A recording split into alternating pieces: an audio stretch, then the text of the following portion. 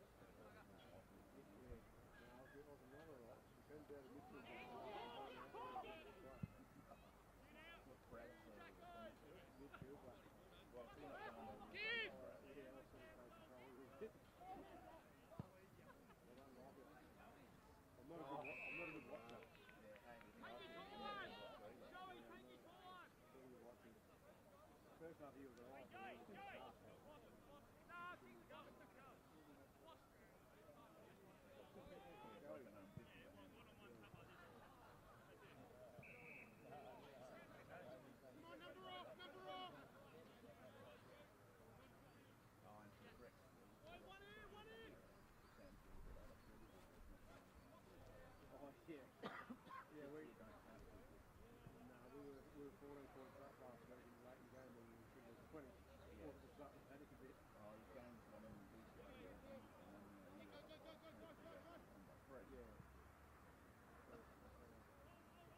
Gawler High School, I reckon that's a lot like Steve Burt was an athlete, so no need to work. Well, during the game, slip that in, don't worry. I'll let I've got to sleep in about 30. You've got to just make sure you cross off every player that you throw under the bus so you get them all. Go over Jack to press and his boss at work, so that'll go over to his boss. Make sure you got this and make sure you pick off everyone that you need to.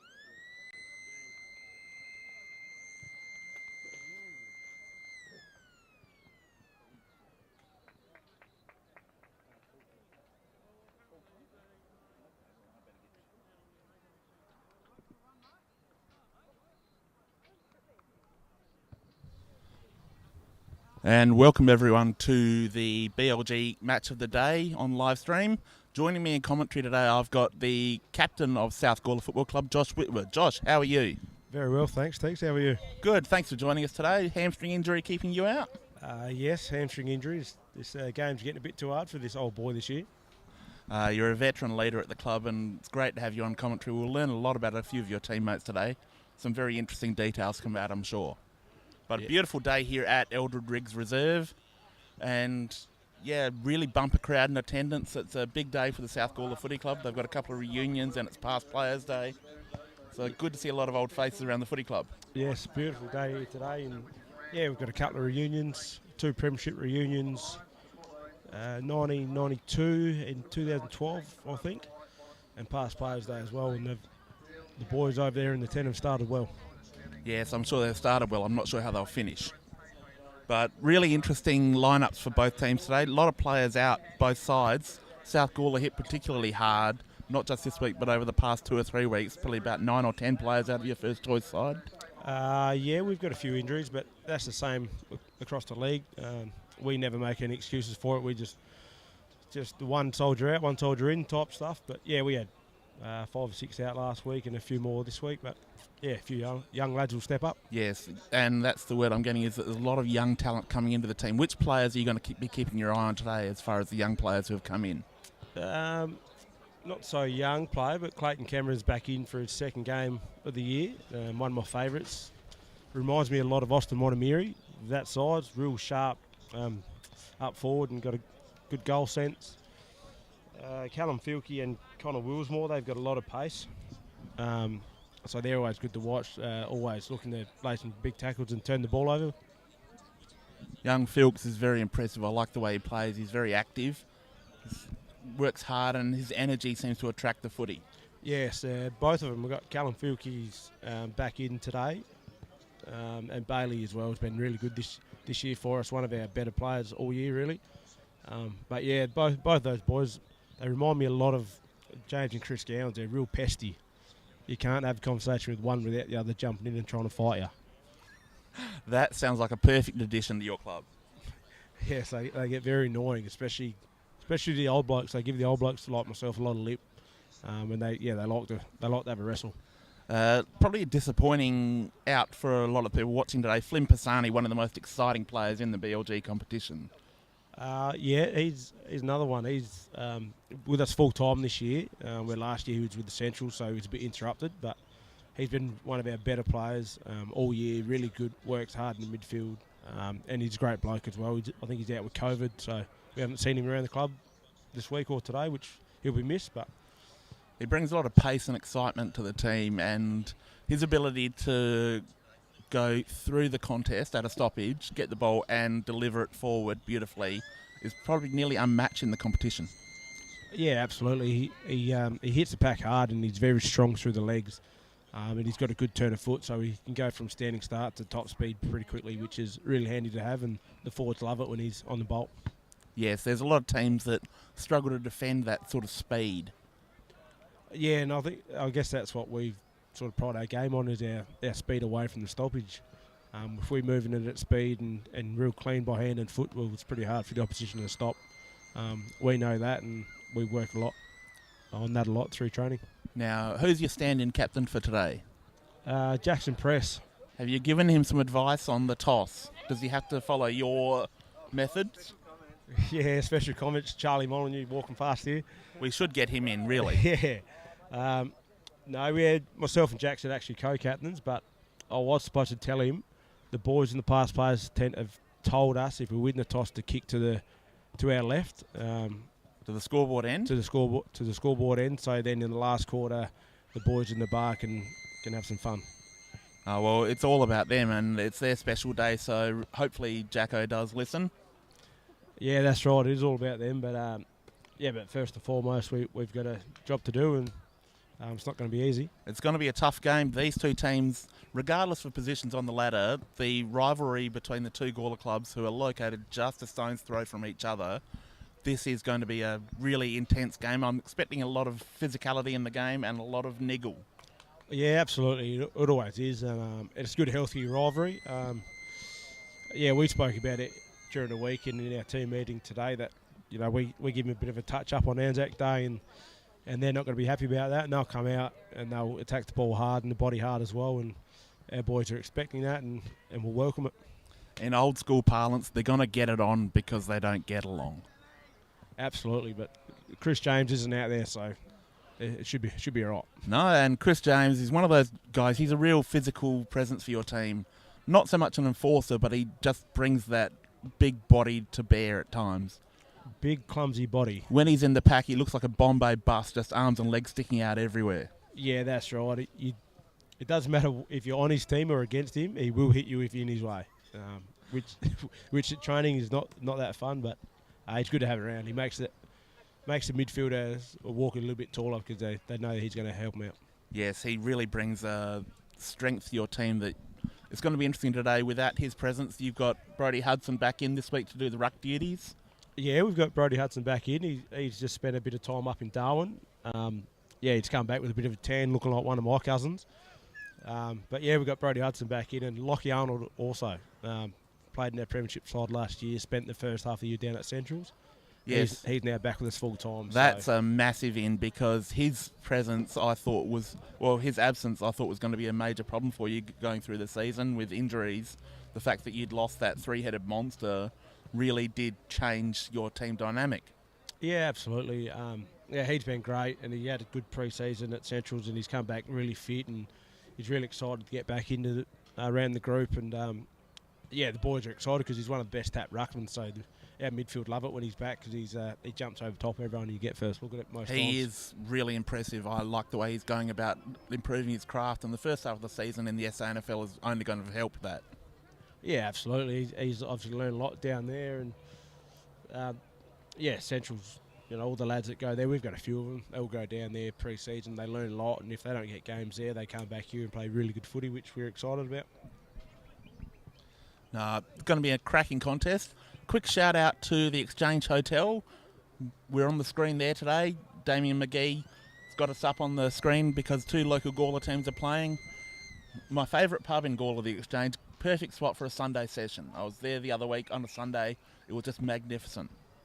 Sunday session, Saturday session, Friday session. It's a great place to be if the beers are Beautiful cold. pub. Beautifully run by Damien McGee and his staff. They're brilliant. They'll look after you 100%. So we see the players just going through their final warm-ups now. Umpires moving to the centre of the ground. Umpires today, we've got Ryan Prentice and Caelan Sullivan. So it should be an interesting duo, and we'll watch their work closely today. And I'm sure you'll be very positive towards them, Josh. Absolutely. No, I don't have too much to say about the umpires these days. I've learnt they don't change their mind too often, so just be nice to them. You might get a few votes along the way. You've matured beautifully, and it's one of the things that I've been very impressed with by you in the last few years. You've really grown into a leader. You're one of the leading Indigenous players in the competition, and you really are a leader for Indigenous players in the BLG. That's something I'm very impressed with. Well, yeah, I guess it's something that the club have sort of put on me a bit. The club are trying to go forward in that direction, and we had our first Indigenous round for the comp last year, and then again and again this year, and all the boys love it. We've got a lot of young Indigenous kids, which is good. And you give them a real role model to look up to, and I think that's brilliant here at South Gawler. It's something they're doing very well. The inclusivity is just something to behold. The reserves, we saw a really strong win for South Gawler, almost a dominant win for the Lions. So the past players would have loved that. So we see the players, they're in their final huddle now. What would be going on in the South huddle right now? With Pressy taking the speech, probably not a lot. He's a conqueror, he's not very smart. But no, he'd just be repeating what Gavin Chapman spoke about earlier, and that'd just be, don't take anything for granted. Just see ball, get ball, work hard on the 1%ers and the team things, and let the scoreboard sort of take care of itself. And, we pride ourselves to be defensively the best in comp, and that's our main focus today. Okay, so we're hoping the Lions can really shut down on defence. This Gawler Central team, without Brad Mercer in the side, they lack that spearhead, but it will be a really interesting contest to see. Gawler Central are going to want to move the ball into their forward line quickly to try and negate South Gawler's defence, so that's something to watch out for. So we see umpire Sullivan with the ball for the opening bounce. He's just looking around, seeing that everyone's got to their positions. Just make sure all eyes are on him. A bit of me time for Kalen. Here we go for the opening ball up of the game.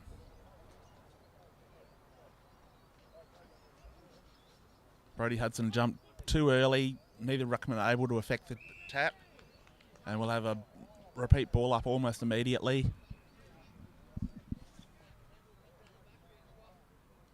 The Gawler Central ruckman, Joe Botton's the last to get up off the ground. Again, neither ruckman really influencing that. Gawler Central with the clearance. Moving the ball forward, but they'll be taken over the boundary line for a throw in half forward for the Tigers. Jamie Wegner with some good work on that outer side. He's been a really interesting inclusion for the Tigers this year. He's gone from being a fringe player who struggled to be a regular in the A-grade side to becoming a real key part of the Tigers lineup. Yeah, absolutely. We spoke about him last year as one of their better players, and his name was definitely on our board today. We should see a good goal from Gawler Central there. Good start. Real quick goal. Just that's what Gawler Central want to do. They want to move the ball quickly into their forward line. That's what they did there.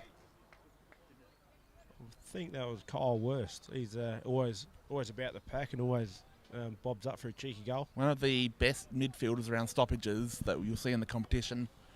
With that large hair helmet, he's pretty hard to get hold of, isn't he?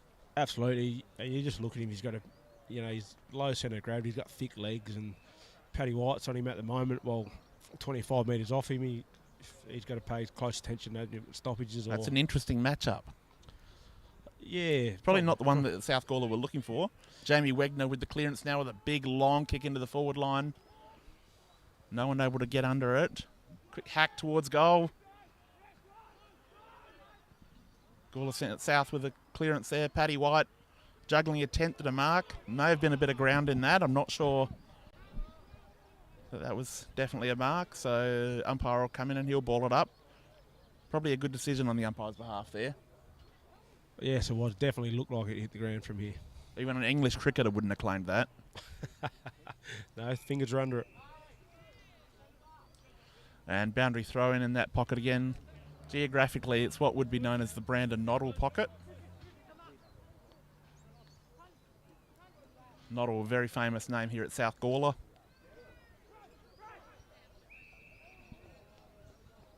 A repeat stoppage in that pocket once again.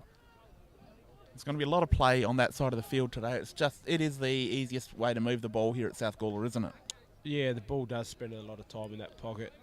And, we just see the umpire has pulled a free kick for too high. I think Jackson Press got a bit excited and jumped all over it. Good way to throw your co-captain under the bus early. Yes, I'm pretty harsh on him, but no, that's if I'm not harsh on him, he can't get better. Exactly. Tough love.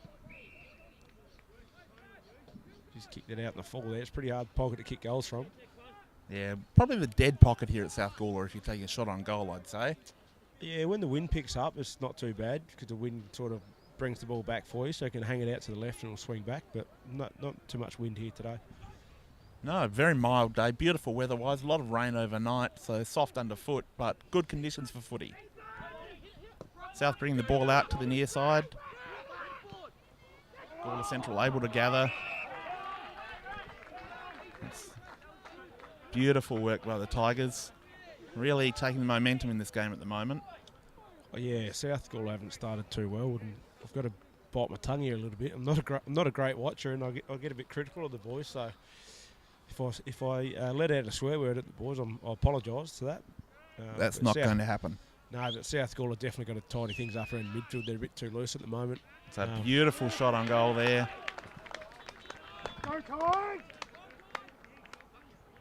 By number 2, who's not actually listed. Brett Kennedy would be number 2. Oh, yes, Brett Kennedy. So there we go. That's 2 goals on the board for Gawler Central. That's a good start for the Tigers.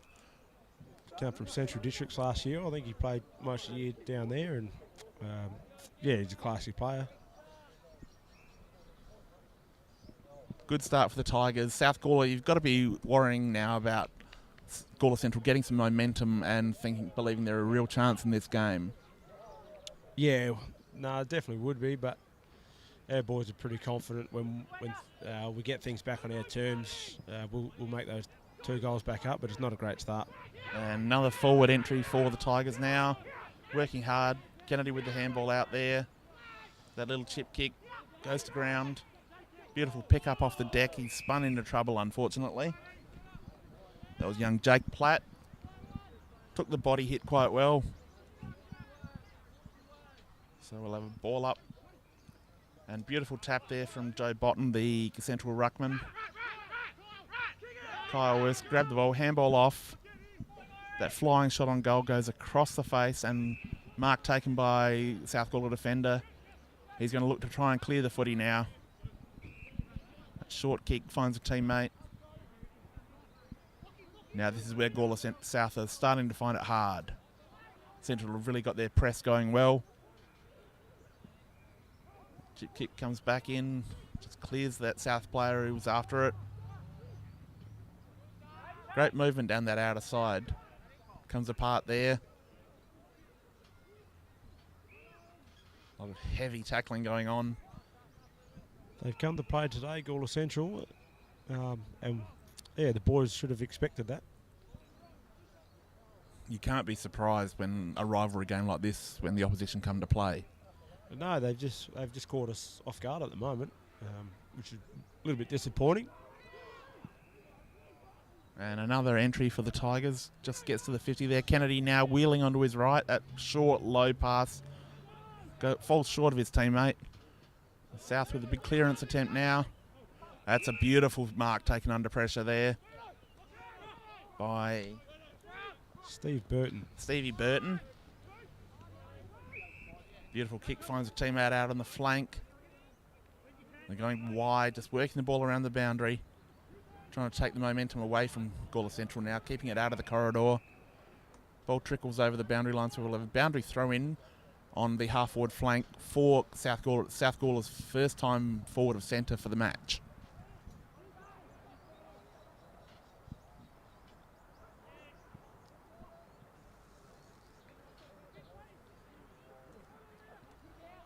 Now, South Gawler with that kick through the middle of the ground. That's beautiful ball movement. Running into an open goal. Flying shot just offline. Yeah, that was better ball movement by the boys.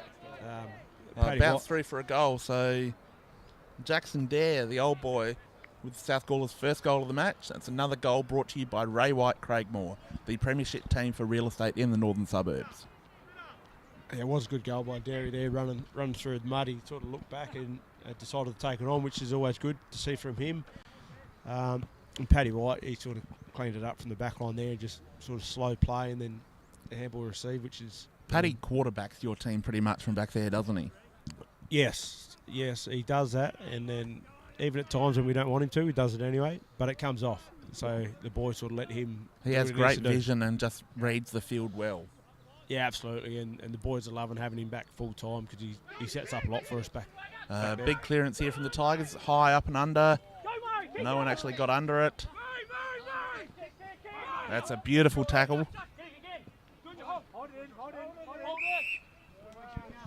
Sean Marr tackled well there. Taken down.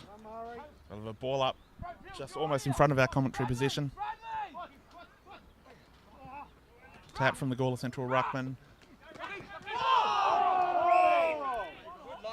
And could have almost been done for holding the ball there, but umpire Sullivan judged he didn't have prior opportunity, so he's going to ball it up almost in the same spot again.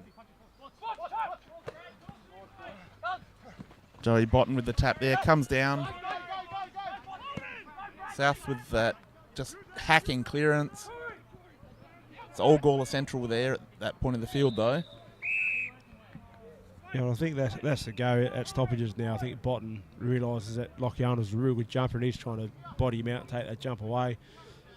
Lochiana's just got to change his angles up, I think, and once he starts getting over top, it'll help. Botton's quite happy to rove the ball once it comes to the ground rather than get in the air. Yeah, absolutely. He's a great see a free body kick ruckman being paid. Going against Gawler Central, so a bit of holding in the pack there. Brody Hudson banging the ball forward. Great kick by the big fella there. Spot up. Steve Burton coming out of the full forward. That's a beautiful pass, and one of the exceptions to the rule of where you don't want ruckman to kick. Brodie Hudson is a good user of the footy. Yeah, he is. He just makes really good decisions 95% of the time. So Joe was running around the back for a handball there, but Hudson knows if he gets it in quick, there'll be someone there, and it's paid off. And Burton, one of the best set shots on goal, has shanked it to the left. Yeah, good stitch up there, Teeks. It's not deliberate. Do you want dead air and me saying nothing? Yeah. I'm sure a lot of people would love that. No, he is a good set shot, and they'd be disappointed with that. So that takes the score on the Birds Barossa scoreboard to Gawler Central 2 goal 12, leading South Gawler 1 goal 1, 7 points.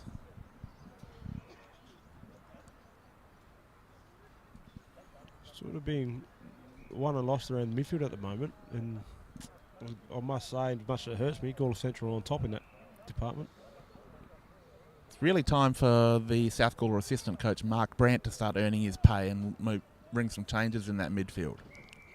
Yeah, don't worry about that. Oh, Brazza, he'll give him a stern word at quarter time, and then look to see response. It's about now they'll have their rotations, and hopefully that can get us going. Ball in. Bottom just waits down, lets Arnold go for the ball. That hack forward from the Tigers just gets good clearance. Goes over the back of the pack. South Gawler are able to clear the ball to White. White comes out to this side. Finds Joshy Pearson. Pearson with a beautiful pass. Nathan Bart's another one of the older players in the South Gawler team. That's a beautiful mark taken across half forward. Dean Cutting, probably the most important player in the Gawler Central team, the Gawler South team. That handoff just leads to a beautiful goal for the Lions, and another goal for Ray White Craigmore, the premiership team for real estate in the northern suburbs. Yeah, good goal there to young Puglisi. Doing what all good wingmen should do, just cut the lines and get front and square. But it was all set up by Bailey Zobel down back. He's been really important for us. He cleaned up a loose ball, nice switch of play. Young Pearson is another one of our up-and-comers. He got involved a few times. And then, yeah, just cutting, rolling onto a good area. Clayton Cameron's just come onto the field. He's gone to half forward. He'll be looking to have an impact pretty quickly. I look to see some fireworks from young Clayton Cameron, old Austin Wanamiri. He's up and about today. Another ball up. Neither ruckman went for it. The ball just hits dead ground. Tapped forward for South. Gawler Central able to clear. Player dropped the ball as he was tackled. Going to have a ball up. See umpire Sullivan now. Ball's up. Again, neither ruckman really affecting the contest. Quick kick out of the air for South Gawler. Ball's in dispute. Handball off from Gawler Central. Found the South Gawler player. He's taken the ground by two Tigers in a heavy crushing tackle. This is what South Gawler versus Gawler Central is all about, those big tackles, Josh. Yeah, that's right, and that's good to see Clayton Cameron come in and be real clean below his feet. That's what he's in the side for. That high ball didn't really favour anyone. Big fellas sort of bumped into each other. Neither one went for the footy. Gawler Central with that kick around the corner. Terrible bounce. Favoured the Gawler Central player. Unable to take the ball at ground level. Blake Marsden tried but wasn't able to pick it up. See Botton coming in late for the ruck contest. He gets the tap down. Kennedy with a quick kick off the ground. That's really clever. South Gawler player picks it up but turns straight into trouble. He's smashed into the ground. Jackson Press, the captain. Yeah, looking to him to stand up now and get the game back on our terms. Good tap from Lockie Arnold. Comes down, now breaking out of the contest.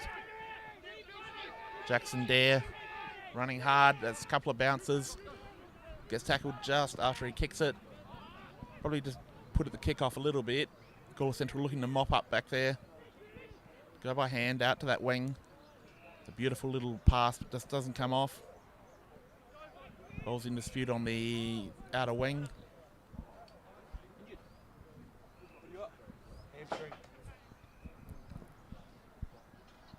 It's good to see Jackson Dare bring his running game today. When he's running and carrying, breaking lines, that's when he's at his best, and is really good for the team. That is his bread and butter, and he is just a smooth mover. He's probably a Rolls Royce, you'd describe him. When he's running, he's one of the best players in the competition. He really is. Yeah, and with his new haircut, he seems to look a bit faster, and looks like he goes to a solarium as well. So he looks really good at the moment. At his age, is he getting rid of the greys? Yeah, I think that's why he's gone the short buzz cut around the side. He tried to blame it on the hairdresser, but I think it was a plan to get rid of the greys. Yeah, those old boys are a bit sneaky. Yeah, well, he's going to be a father in a few months' time, so maybe that's the go. Now he's going to become a dad. He feels old, so... Well, you're a dad and you feel old, so it probably is pretty accurate. I felt old since I was about 12 years old, so that's nothing new. As you see, ball up on South Gawler's half-forward line. No free kick going way of Gawler Central. So they'll try and clear. And that's a terrible pass. Cut off straight away. Quick handball back inside. That kick goes deep now. That's a beautiful mark. That's beautiful play from South Gawler. Yeah, it was really well done by Jackson Prestier. He lowered his eyes. Could have blazed away to the hot forward in the comp, Dean Cutting, but lowered his eyes to the ruckman. And Brody Hudson is a really good set shot. He is, and if he misses it now, you know it's your fault. Yeah, I will buy him a bourbon if he misses it, but I've put this one in the book already.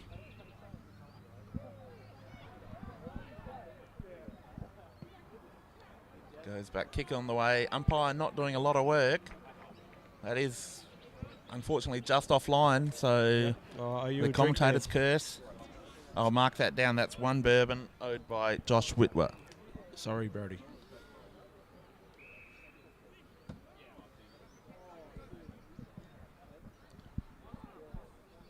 Quick clearance from Central. That's a really courageous mark taken over there. That is setting the tone for your team, isn't it? Yeah, and that's Bailey Zoba's go all year. He's one of our players that's really stepped up and become one of our best players. Kick to a contest, but there were 4 Tigers there and 1 Lion. Gawler Central able to take the ball. Just spills out wide. That player's taking the ground immediately as he takes the footy. I don't think that'd be the first high tackle free kick given for the day. Good hard contest at the moment. Yeah, players just going for the footy. It's all good, clean footy. Lovely to watch. That's a really good juggling mark taken on the outer wing. Just at full stretch, he was too big for anyone else. He's a tall lad. Can't see who it is, but he's very tall. Looks like a stubby pole out there on the outer wing. South Gawler looking to install some lights on him. That's a great call. We do need some new ones here. Helps with training. You could always pick up some at Williston.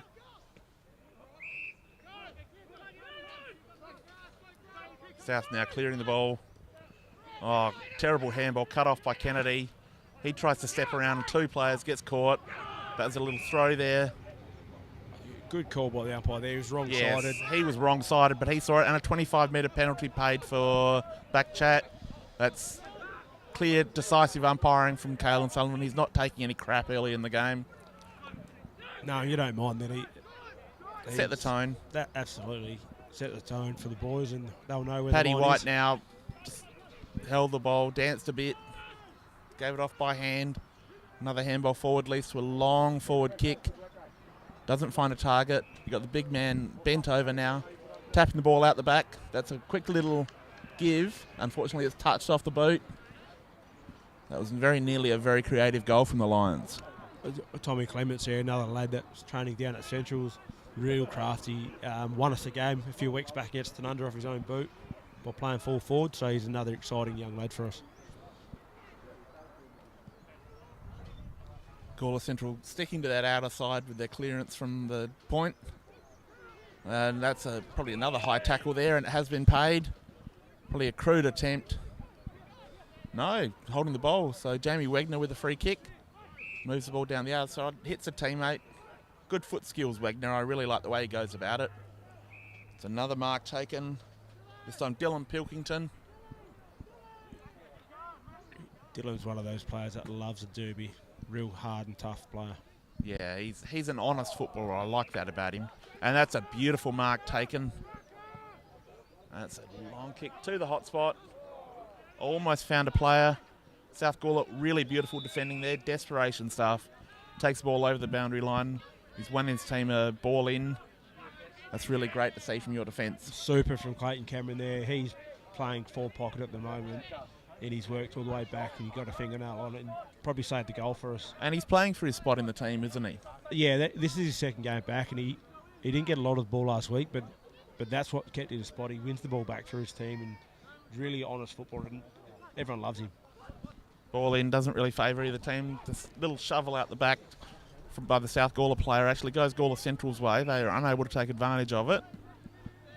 As we see the umpire's whistle go.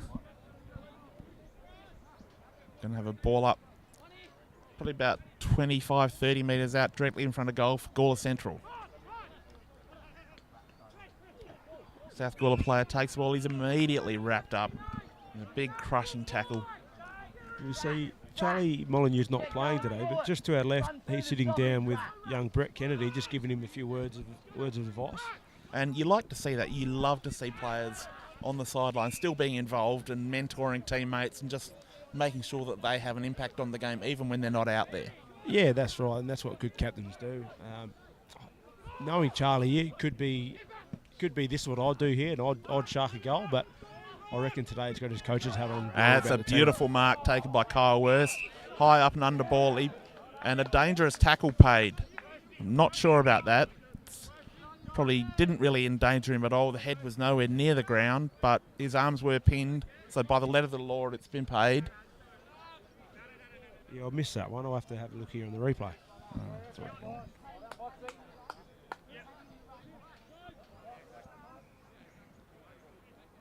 He takes the ball.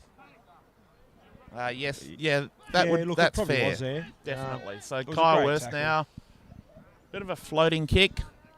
Just drifted across the face, rushed through for a behind. Well, I don't mind them being paid. You know, That's protecting the player. It was a isn't good tackle. His head didn't hit the ground, but there was two actions there, and the safety of our players is paramount.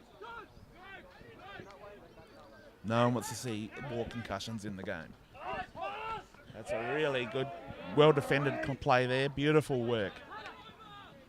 A lot of players battling for it right on the line.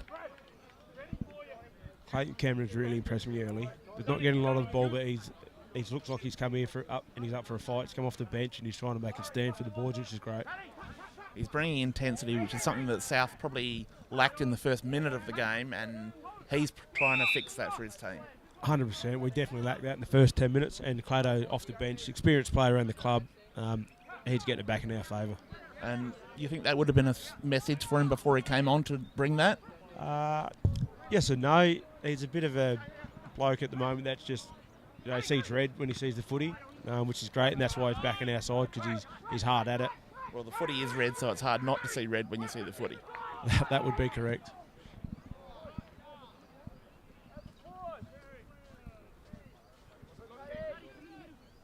As we see another point scored for Gawler Central. Probably going to regret some inaccuracy, the opportunities they could have probably created better shots on goal. It's been a great opening term for the Tigers. They have. They've been up and about, and Chad's got them up and about. And just hearing their music pre-game is a bit rock and rolly, and it's hard to get up and about when you listen to that sort of stuff. Yeah, but they do have a couple of older players in their team.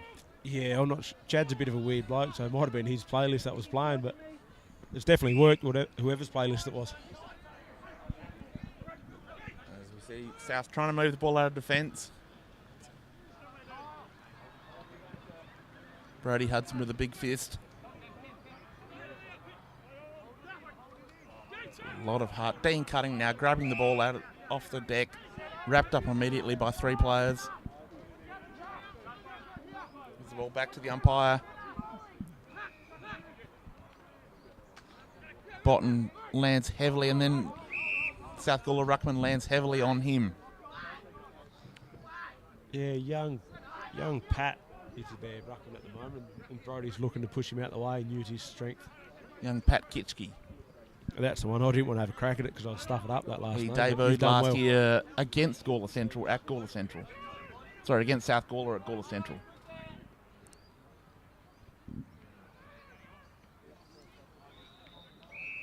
South Gawler push the ball forward, and they've won themselves a ball just around 10 metres from the point post.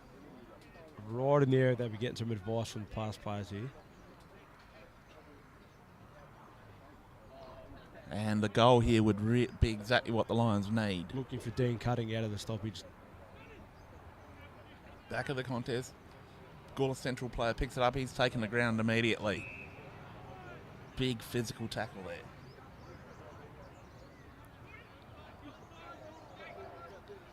We're nearly 26 minutes into the first quarter on the Ray White Craigmore time clock. Ray White Craigmore, the premiership team for real estate in the northern suburbs.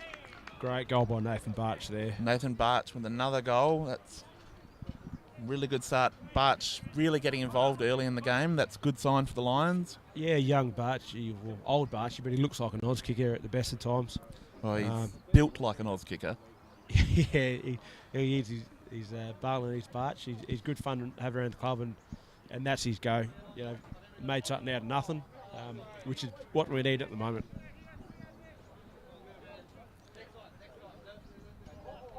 So back to the middle, another stoppage.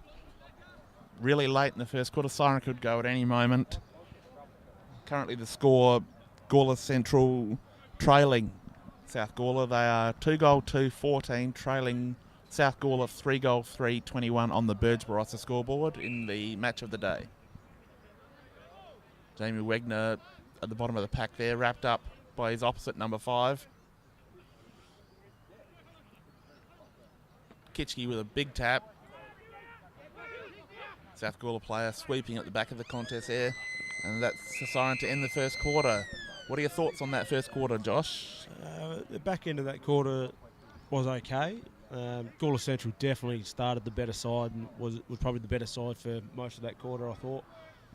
But typical South Gawler, the way it has been for us the last 2 years, we just find a way to fight back. And even though we're coming in front here, Gavin Chaplin and Braz, the midfield coach, would definitely not be happy, and I expect to hear some stern words coming from those to get the boys up and about. As we see, Jackson Press have called him in, pointing fingers, and he's got his blood rushing, so it's good. That's what they need from a leader at this point in time. They were very slow early in the quarter. They were on the back foot, and they need someone to give them a reality check and say, hey, you're not all that. This is a game that we need to win if we want to be considered serious.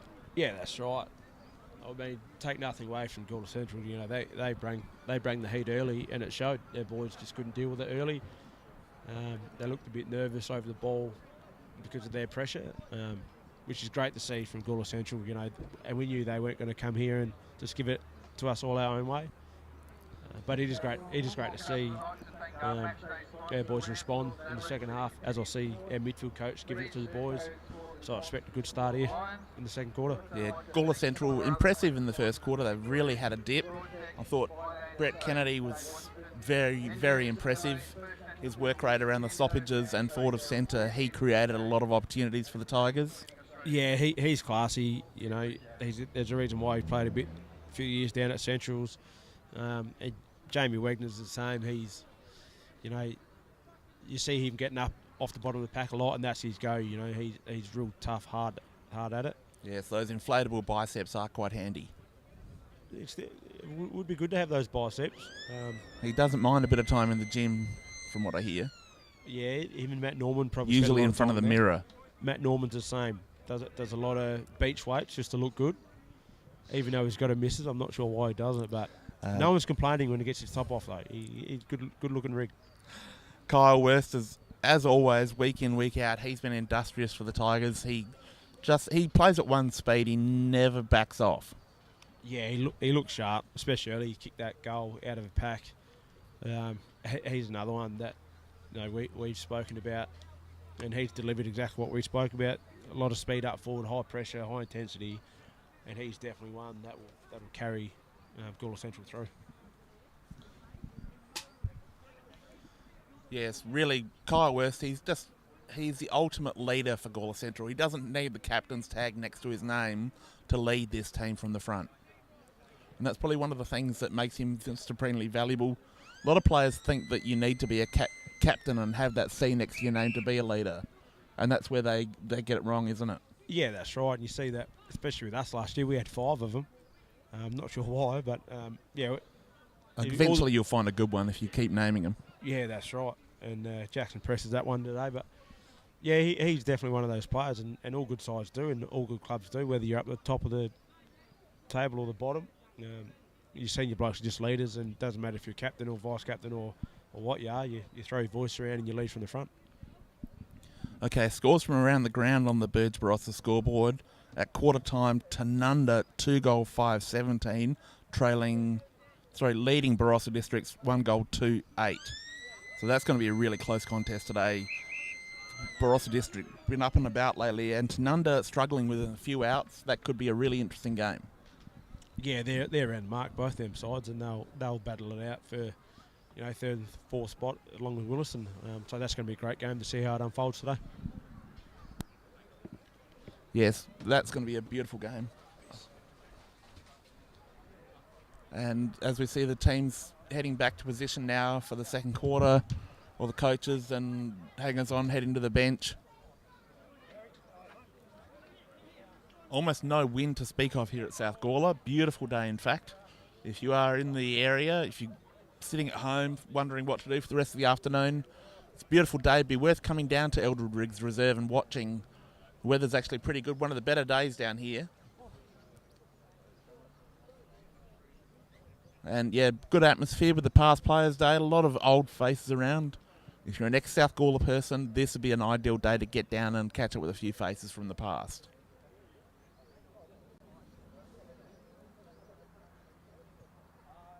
Interesting games going on around the competition today. South Kapunda hosting Freeling. Freeling coming off their first win in a couple of seasons and looking to go back-to-back, but probably with the loss of Adam Koshel, Kapunda will get over the line there. As with South Gawler with a quick clearance. Gawler Central trying to mop up. Player taking in a crushing tackle there. And just back to Freeling there quickly, it is great to see them get a win. They've had a few good players come in with John O'Ross as their coach and Killer come through, and Dutchke's been there for a long time now. It's good to see them get a win. Yes, I spoke with a couple of the Williston players during the week. One of them didn't want to be named, but he said that he was actually really happy after the game, despite losing, to see the raw emotion on the Freeling players' faces after that win. He said it actually warmed his heart. I wouldn't mean Tyson Merlin because he's very competitive. But no, it was another player who I would describe as very competitive, but a level-headed kind of guy. It is good to see, and it'd be good to see if they can back it up. So we see a quick entry for the Lions, flying shot on goal, and he's kicked that. Jackson press. So the midfield have copped the bake at quarter time, and captain has stood up and kicked a good goal. That's an excellent effort from a player you've described as being just a dumb concreter. Yes, he'll watch that, and he's not going to be happy. I might get a pay reduction this week.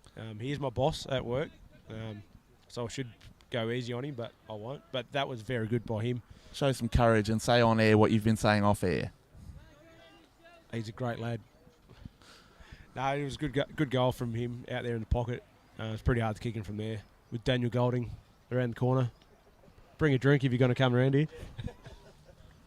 As we see Gawler Central go forward. Good handball off the deck there from Ma.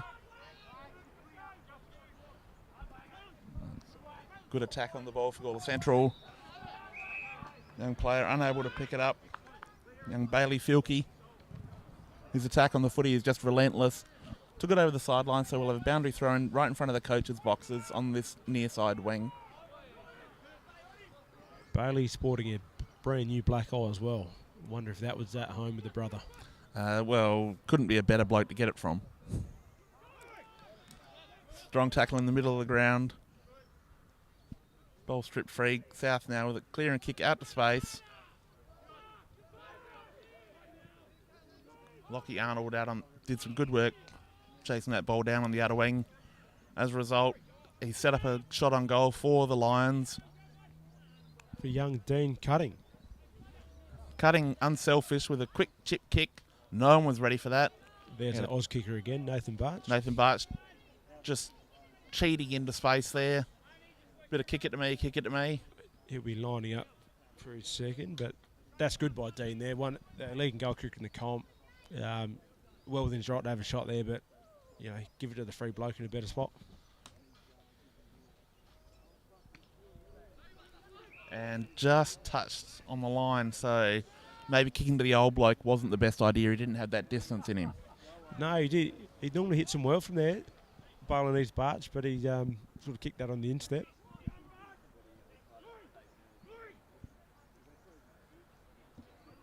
Gawler Central looking to clear now. They go down the middle of the ground, which is the first time for the day they've done that.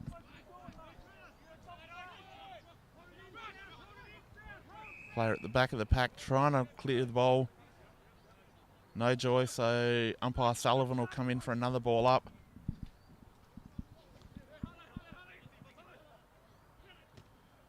Good work there by Brodie Hudson, the South ruckman. Just trying to will the ball forward now, the Lions. Quick kick, running around the contest, just clears that man. Gawler Central now with that chip kick coming out, marked by South player. Young So the ball will be coming Puglisi. straight back. Young Cooper Puglisi there, top of the square. Puglisi. Big contest, no one able to claim the mark, so we'll have a ball up almost on the top of the goal square. Real dangerous territory for Gawler Central now. South just pressing hard, just chipping away at that dam wall, hoping it'll burst. We've got the tough nap behind the play, young Kyle Worst. He's got a bit of a sore knee. Big up and under bowl, really courageous mark taken there. There's the man, Jackson Press again. He's leading by example. In the absence of his co-captain, he's filling big boots. He's given it a real stick it up you, Josh Whitworth. Well, we all like to send that message from time to time. No, that's good. He knows I'm going to come hard at him today, so if he makes too many mistakes, I'll be critical. So that's why he's playing good footy. Well, He's he got the hasn't, fresh he hasn't haircut. kicked the goal yet. Fresh haircut as well for today. He's hit the post. Clunked the post with velocity. As we see the inflatable biceps, Jamie Wegner warming up in front of us. They do Just look needs a bit of camera time, so he's come off just to walk in front of the camera. get some fresh air in his biceps. Needs a little bit of sun, so he had to come over to this wing.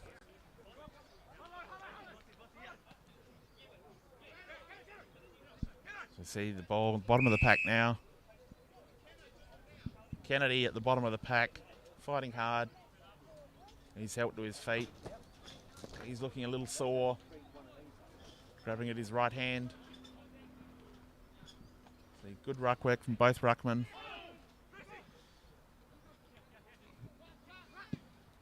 I'll take it, boys. And yes, about as much effort as we'd expect from you there.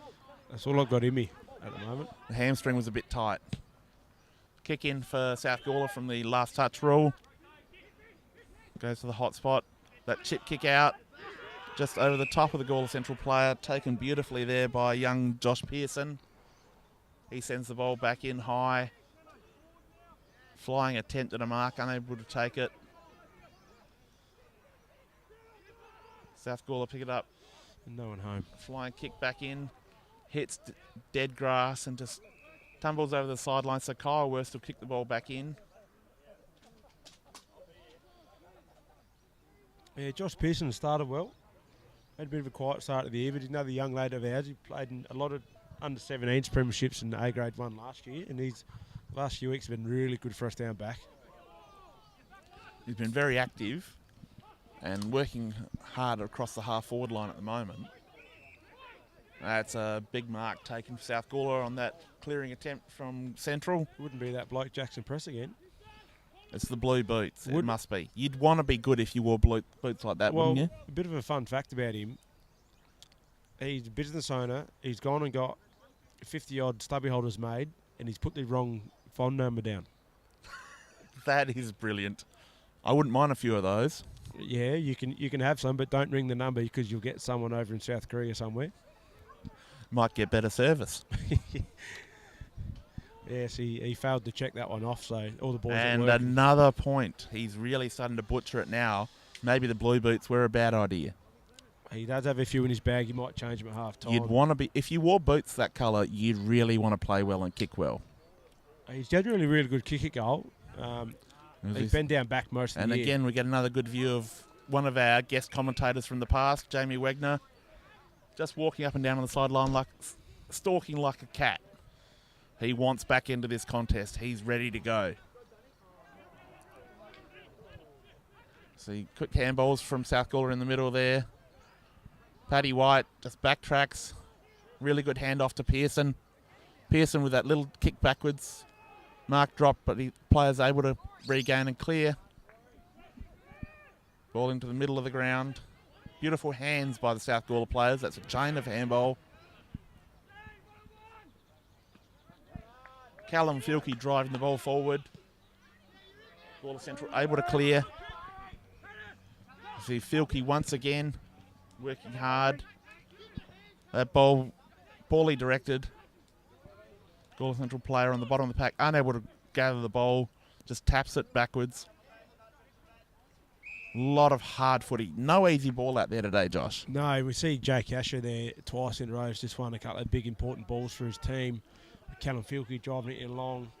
He's beaten Dean Cutting 1-on-1 for the first time and then got himself in a good position to turn it over the second time. And has been playing B grade most of the year.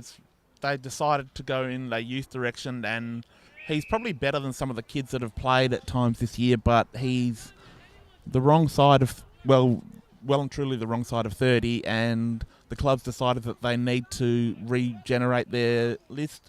So he's done the right thing. He's been playing B grade as a good team man, good club man. Yeah, and that's right. And you do that sometimes when you're rebuilding. But having played on him in the past, he's very hard to get a kick on. He is the toughest one-on-one defender in the competition that we've seen probably the last 15 years. Yeah, and Dean Cutting's in for a tough day with him today. And he's going to have to dig deep in his bag of tricks to get hold of a couple. But yeah, he's very hard to play on. He's a very good team man. He's also one of the nicest guys in the competition. Dean Cutting with the soccer-style goal. Doesn't mind a bit of the kicky, flop. You just got to kick him. Doesn't matter how you do it. Doesn't in the paper tomorrow. It won't say they just kicked it out of midair. Good journalist would have written that. Yeah, Caroline Wilson. She doesn't write the Sunday Mail here in Adelaide. So we see South Gawler, another goal brought to you by Ray White Craigmore, the premiership team in real estate in the northern suburbs. But Joey Cirillo and the boys, they will sell your property just about anywhere, Josh. You'd be ready to add to your portfolio. I am looking to buy a house at the moment. Me and the wife. We've got the two kids, and we have a lot of her family come over from West Coast and Ceduna and Millicent to stay with us. So we're looking to upgrade to a bigger house. Well, Joe Cirillo is the man to see. Ray White Craigmore, he is a fantastic fella. It's a family business, and he will look after your family. Look, if he can operate down near the Marion area, I'll have to he give him a ring. will sell houses anywhere. He can do whatever you want, mate. Sorry about the banging. I'm just having a bit of a problem with my can of Coke here.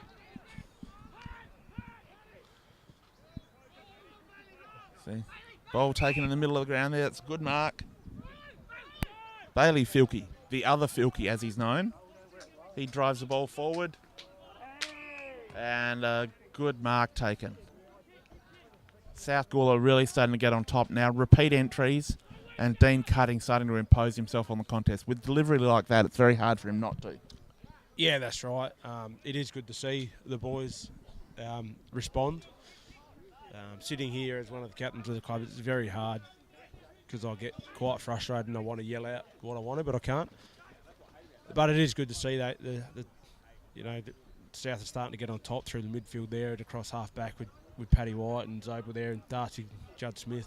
And the Filkey brothers really working hard through the middle of the ground.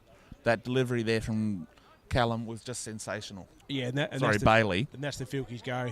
They're hard at it. There's nothing special about them, but they're really hard at it, and they're great lads as well.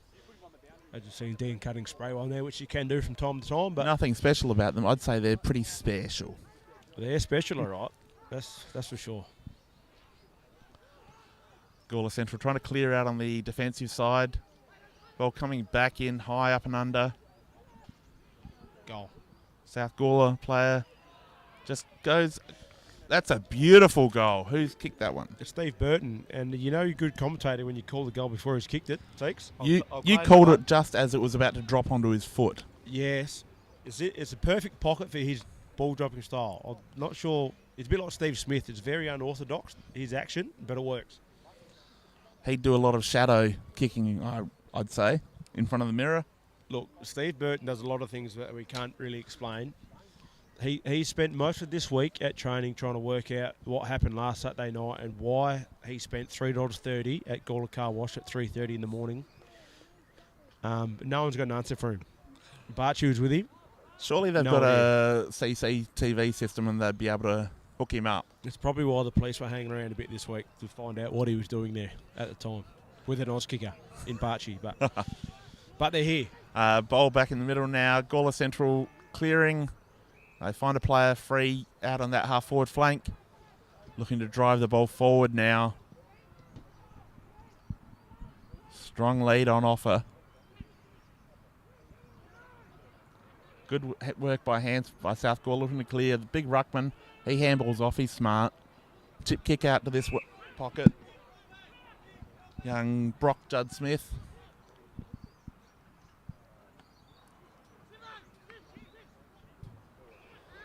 All pretty much in dispute at the moment. Neither team really having a clear method to move the footy. It's pretty hard to see the ball there with the Gawler Central photographer in the way and Chad O'Sullivan with his notepad.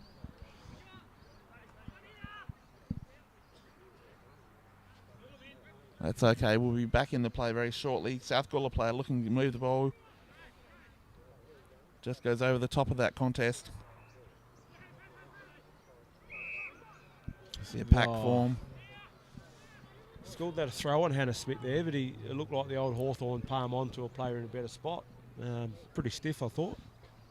But we'll never question the umpires. And Joe Botten now moves the ball. That's probably a poor decision. Misses the target. Now South Gawler are perfectly poised to move the ball through the middle of the ground if they can get it.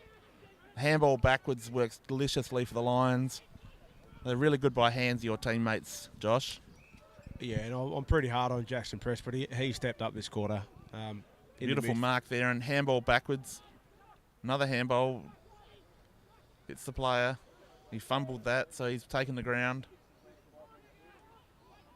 South lose the footy now. They regain it from a poor kick from Gawler Central. Classy by Jackson there. And Brody Hudson working hard in the middle of the ground. Shanks that ball off the side of his boot. That's a true ruckman's kick. Paddy White had to work hard. He does so, spins, gets the handball off. Bailey Zobel running.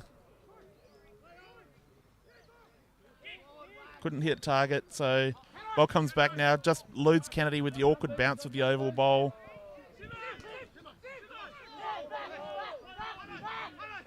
See big Brody Hudson there, working hard, and we see a free kick being paid, going the way of Gawler Central. Yeah, we've got a few sore blokes here. We see players starting to come from the ground. Really physical contest, starting to take its toll. Yeah. Brad Pilkington there with a finger that's dislocated or something. Dylan Pilkington, yes. Player that you described as really hard, gets up for these rivalry games, and he's done that, but it's taken its toll. Yeah, he's got a bit of a sore finger, but I suspect that he'll just either pop it back in and he'll be back, or he'll just keep it out of place and be back anyway. And something to be said for pulling the finger out. Ball moving around Gawler Central's half-forward line now. South now moving the ball with speed. A couple of bounces on that outer side. That's beautiful play. A quick handball now to a running player. There you go. Direct movement of the footy. That is brilliant play from the Lions. Yeah, it was a good switch to play there under the pump. I think it was Zobel there. I can't quite see. But he switched it out to Paddy White and then the overlap run. And then unselfish there by young Tommy Clements. So now we've got a shot on goal for the Lions from just outside 50. That's a big kick, and that's a big mark taken in the goal square. Beautiful work. Young Pat with a great mark there. Young Pat Kitschke. A lot of courage to take that mark in the goal square. A lot of players would have just fisted it through for a point. He's backed himself in. I like to see that. It was a good turnover there by young Gerard Smith. He's been playing B grade all year, but one of our younger players at the club, and really good. Back playing A grade with his brother today. It's a good handball off there. To whip it. There he goes, young Bailey Filkey. Young Filkey. No arguing with anyone that time. He's just gone bang. No, he's very hard at it. I've always been impressed with the way he goes about his footy. And he goes at that one speed, and it's always high speed. He doesn't jog. Yeah, with young Filks, he was one of our fringe players at the start of last year, but through his work rate and his attack on the footy, he become, one of our regulars. And this year, we spoke about in the off-season, we've got our good players. Can our young players step up? And he definitely has. I thought early last year he was one of your most important players. And he is now as well. And he's getting his rewards. He's a part of the zone championship squad at the moment. A bit of a reward for effort for the young man. And that is definitely a good recognition of a player who's worked hard. Oh, Austin Montemiri himself. Go beautiful. yourself, son. That sidestep was a thing of beauty. It was almost a Euro step. It might have been accidental from Clado because he doesn't do it very often, so he might have just slipped in the mud. I've seen him stumble before, and I think it was a little bit classier than that. Speaking of young, great men, Jaden Gurney, the water boy for us today. That's a really skilled water boy. I hope you got them pants at half price because there's a lot of holes in them. Back to the footy. I wonder if they make them for guys. I'm not sure.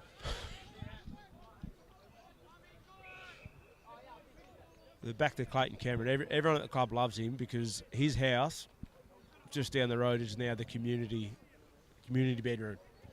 When you're here on the piss, all the boys just want his key, so they got to. Every club's got one of those houses, and they're all a bit scary. And he's the man. Late night parties. His fridge is always full. That's a good kick forward for the Lions. No mark able to be taken. Steve Burton just sneaks another goal, just off hands. He read that beautifully. Did he go to the double cobra celebration there too? I think he might have. That's bold, bringing that out in the second quarter. He would bring that out at training. It doesn't matter where, when. I remember a few coaches telling me that you should always celebrate a goal because you never know when you'll get another one. Absolutely. Yeah, it was great front and square by the man, Berto as well. He's been a great pickup for the Lions. Came to the club last year, I think, and yeah, he added a real different element to what South Gawler could offer. Yeah, him and Flynn Pisani come from Central last year with Flynn playing a bit here, a bit there, but they just offer something. Bounce just eluded some players there. One player able to read it. That little left foot kick around the corner to Judd Smith.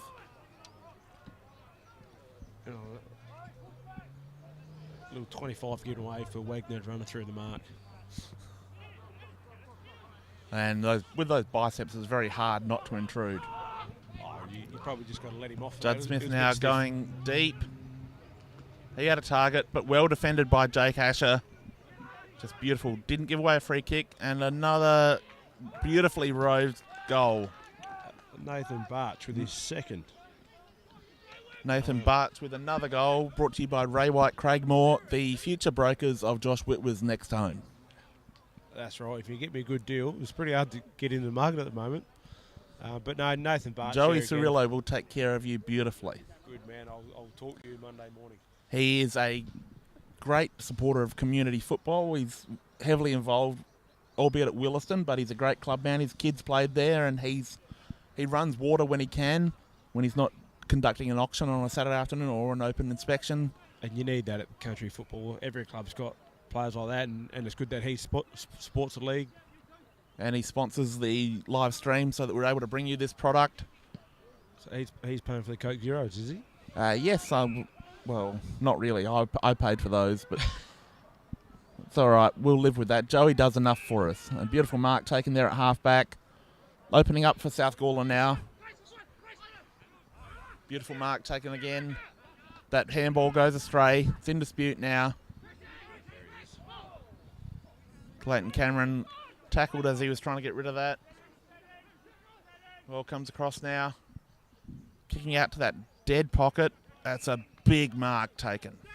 Great touch there from Jackson Dare.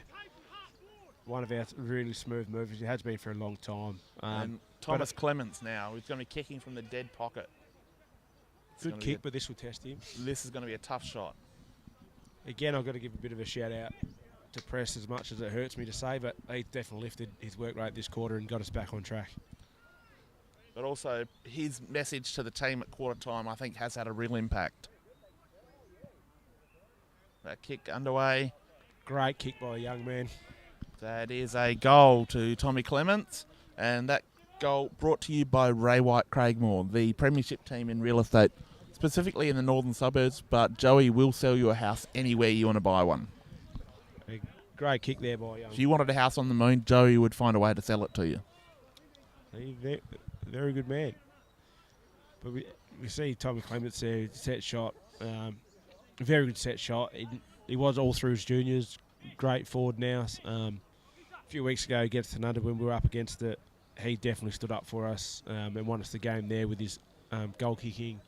And it's good to see him kick one there from the hard pocket.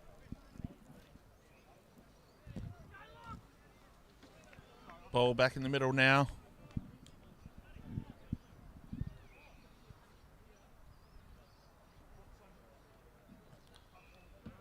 Good tap there by Lockie Arnold. He's been impressive this quarter. He's really starting to get his hand on the ball a lot more. Yeah, the boy can jump. He can slam dunk in an NBA ring with no real problem. So once he gets jumping, it's pretty hard to stop him. Yeah, when you got size and a few hops about you, it's very hard. Great rucking family. And what a pick up there by Paddy White. Just one-handed off the deck. Handball leads to another. Just running into trouble now, the Lions. That kick was a little bit short. Puts his teammates under pressure. Clayton Cameron stood up under that pressure beautifully. Got the ball forward. He could have choked there. Ball now. That handball Goal. Bit too far for the South player, but he's gone back onto his right foot with a snap, just offline. But that shot was created by Clayton Cameron across halfback. He was put under pressure with a bad pass, and he made sure that he didn't give that ball up. Yeah, it's probably started a little bit before that with Zobel. Even though the kick wasn't great to him, he could have blazed away, but he held his time and went to him. And Clado, with the second effort after the first little fumble, to Jackson press again. Probably should have goaled there, really. Yeah, South wasted a few opportunities this quarter. As we see a free kick being paid directly in front. To our man again, young Tom Clements. Bit of forward smarts, get low for longer and you'll get the high tackle. Yeah, just a little bit of milking going on there. Yeah, there's a bit of an art about it. The Joel Selwood school of free kick milking. Yes. It's almost a dairy. Yes, but I think that tackle from Jake Asher there was a little bit sloppy and was always going to be paid. Well, at Jake's age, it's hard to get down that low. Great kick. Oh, no, sorry, not a great kick. Well, that's really poor. South have wasted opportunities this quarter, and that was the easiest shot they've missed for the day. Yeah, and at 10 goals, 9, you know, we should have a few more goals on the board. But he's a young lad. He'll learn. South Gawler 10 goal 7. And there he is. Leading Gawler Central 2-2 on the Birds Barossa scoreboard. Just speak about a young lad. He missed a goal, but he put his body on the line there, the kick out, and he's a bit sore after that. He put himself in harm's way, and no doubt the coaches will notice that and pump him right up for it. And hopefully his teammates really notice it and lift around him. Yeah, well, I'll definitely be ducking in there at half time to get around him. We see for Callum Filkey coming back onto the field. He sprints across to the middle of the field to man up Sean Maher in the centre as the siren goes for half-time here at Eldred Riggs Reserve in your live stream game of the day in the BLG. South Gawler currently leading 10-goal 8-68 to South Gawler 2-goal 2 on the Barossa scoreboard. And it's been a really entertaining first half so far, Josh. Yeah, I think it hasn't been the prettiest footy to watch, but South Gawler have done what they needed to do to get back in control of this game after Gawler Central come out firing with a great start. And no doubt, knowing Chad O'Sullivan a little bit, he'll get the boys up and about to come out firing again in the third quarter. There's a difference between pretty footy and good footy. What I would class that was good old-fashioned country footy that half. A team almost at the top of their powers, South Gawler, despite having few players out, they rallied after a slow start and they started to show the class that we know them to have. And Gawler Central hanging on for dear life. Yeah, and I'm big on it. It doesn't matter how you win as long as you win. It can be ugly. Sometimes you just got to win ugly. Sometimes the ugly ones are much better. I know that. You know that for a fact? Yes. Experience? Yes. But yeah, it doesn't matter how you win. But yeah, we as in South Gawler have got the game back on our terms and looking to move the ball a bit better. Chaplin will still be talking to the boys about being a bit cleaner with our ball use by hand and foot and taking the most of our opportunities, because if you don't, they can hurt you, as we know. And from around the grounds on the Barossa scoreboard, Tanunda 5-goal 7-37, leading Barossa Districts 5-goal 4-34 at half-time. And that, yeah, good close game there, which was always expected, I reckon, between those two sides. It's going to be a really good contest, and yeah, I don't expect that margin to be much at the end of the game. No, I actually think Barossa Districts could get up over them with the outs Tanunda have got at the moment. They match up well, both sides. With Shillabee back there, he straightens them up, and young Brandon Dew, absolute jet. I'd rate him very highly. Control him as well. Brady Griffiths is a real revelation for the Bulldogs as well. Young ruckman, I think he brings a lot to the competition. Yeah, he does. And then as well as the trainer boys and Bray McConnell, they've been there for a long time. And with them, and then Shillabee's class up forward and Brandon Dew's class around the ball definitely got them in a better position this year, and we'll see them pushing for a final spot. Yes, really good to see Barossa District is back up and about this year, pushing for finals after a couple of horror seasons. They've gone the hard way. They took the pain for a couple of years and then stuck with their youth program. They resisted the urge to go out and splash some cash, get some big names in and be somewhat competitive but not in the race, which a lot of clubs like to hang around and still be winning games to keep the supporters happy, but in the long run it doesn't serve you well. Yeah, and you've got to do that. You stick with the youth, and you show them faith, and they'll repay the faith, and that's what they're doing at the moment. Same as Tanunda, they've got some big name players, but they've come back, and they've just added to that with Kirkwood and Greenslade. Lockyell's now been there for a while, but he's an established league player in his prime, so they've got some good players there too, and some good young kids that have been around there for a while as well. Yes, but at the moment with Kirkwood and Earl both out of the team, along with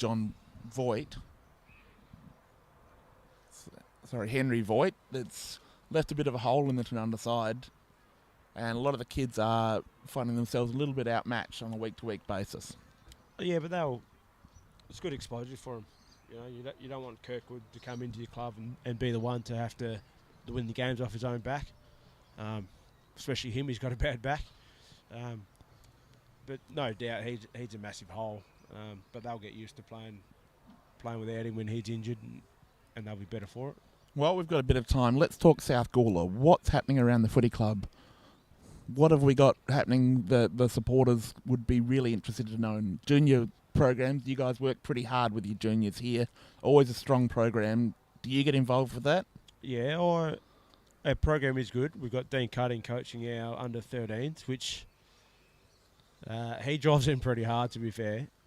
He's got them doing fitness tests when they're injured and all this type of stuff.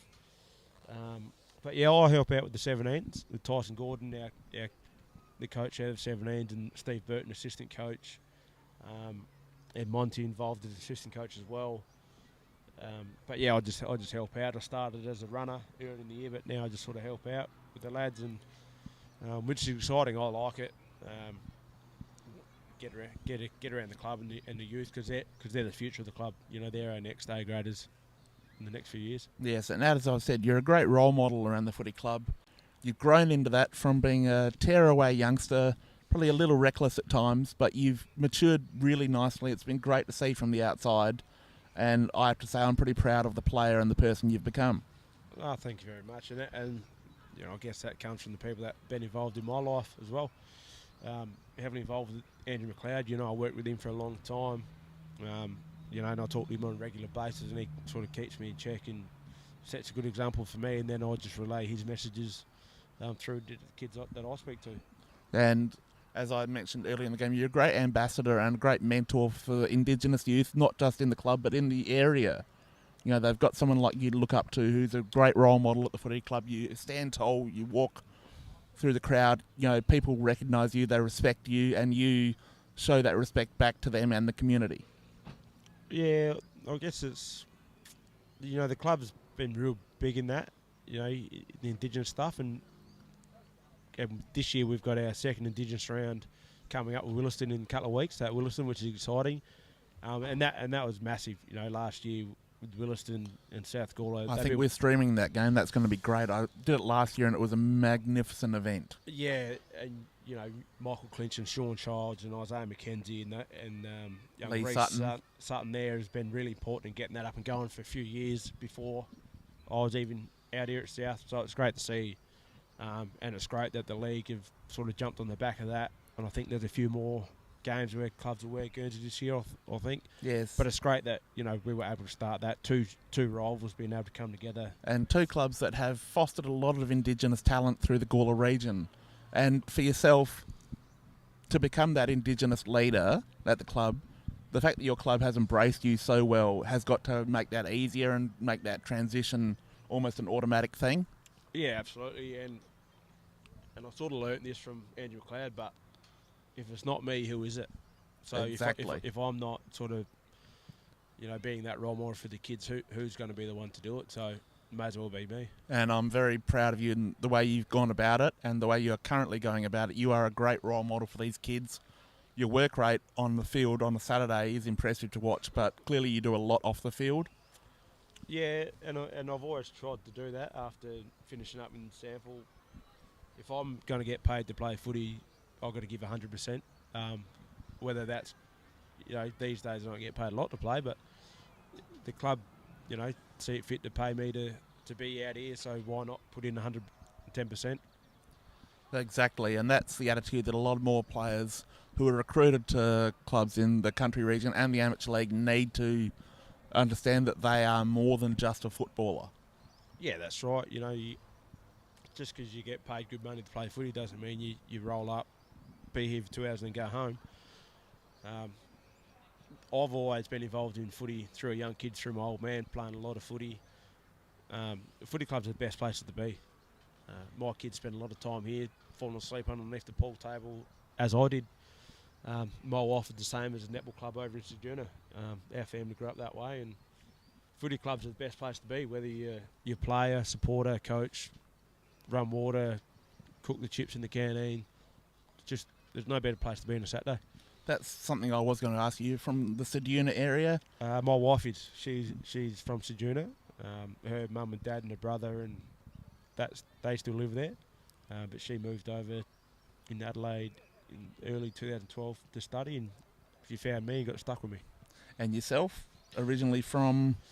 I was born in Elizabeth, but my Indigenous heritage goes back to Tiwi Islands up in Darwin. Oh, yes. Where my dad's from. He was born there and grew up all his life in Adelaide, though, through different circumstances. But yeah, no, my family was always grown up around this area, northern suburbs, which I love it. So you've got that Tiwi Island heritage, but you've grown up in Elizabeth. Yes. What nation do you align yourself with? I've played. Just my curiosity. I'm sorry if this is just. No, I guess in the Aboriginal carnivals, I played for Point Pierce, just through people that I grew up with were from there. And but yeah, when people ask me where I'm from, in terms of what tribe I'm from, Tiwi Islands for sure. Okay, that's really good to know, and I ask that because from my cultural point of view, I love to know that, and it's great to have the knowledge. Yeah, and it's probably good. I know my dad and my family's listening at home, and my sister's giving me some critiques about, I'll say absolutely a lot. Well, absolutely is a great filler. Yeah. I use that all the time as a bailout. Do not criticise him for that. But So that's a good shout out to the Whitwas. Yep. Wherever you're listening, you've got a great one here. You've produced a beauty. They'll be at home, and on the back of Indigenous Round, Mike Guernsey this year, I designed it. It's all about Tiwi Island designs, where my dad's from. Oh, I'm really looking forward to seeing that. He hasn't spent too much time up there, so instead of him going up there, I've decided to bring home to him. Oh, that is magnificent. I'm really proud of you for that, mate. That's one of the reasons I love you. So no, we actually got them delivered today, so I can't wait to go show my old man, and hopefully he's proud of it. I'm sure he will be, and I'm sure that the entire South Gawler Footy Club will be proud of you.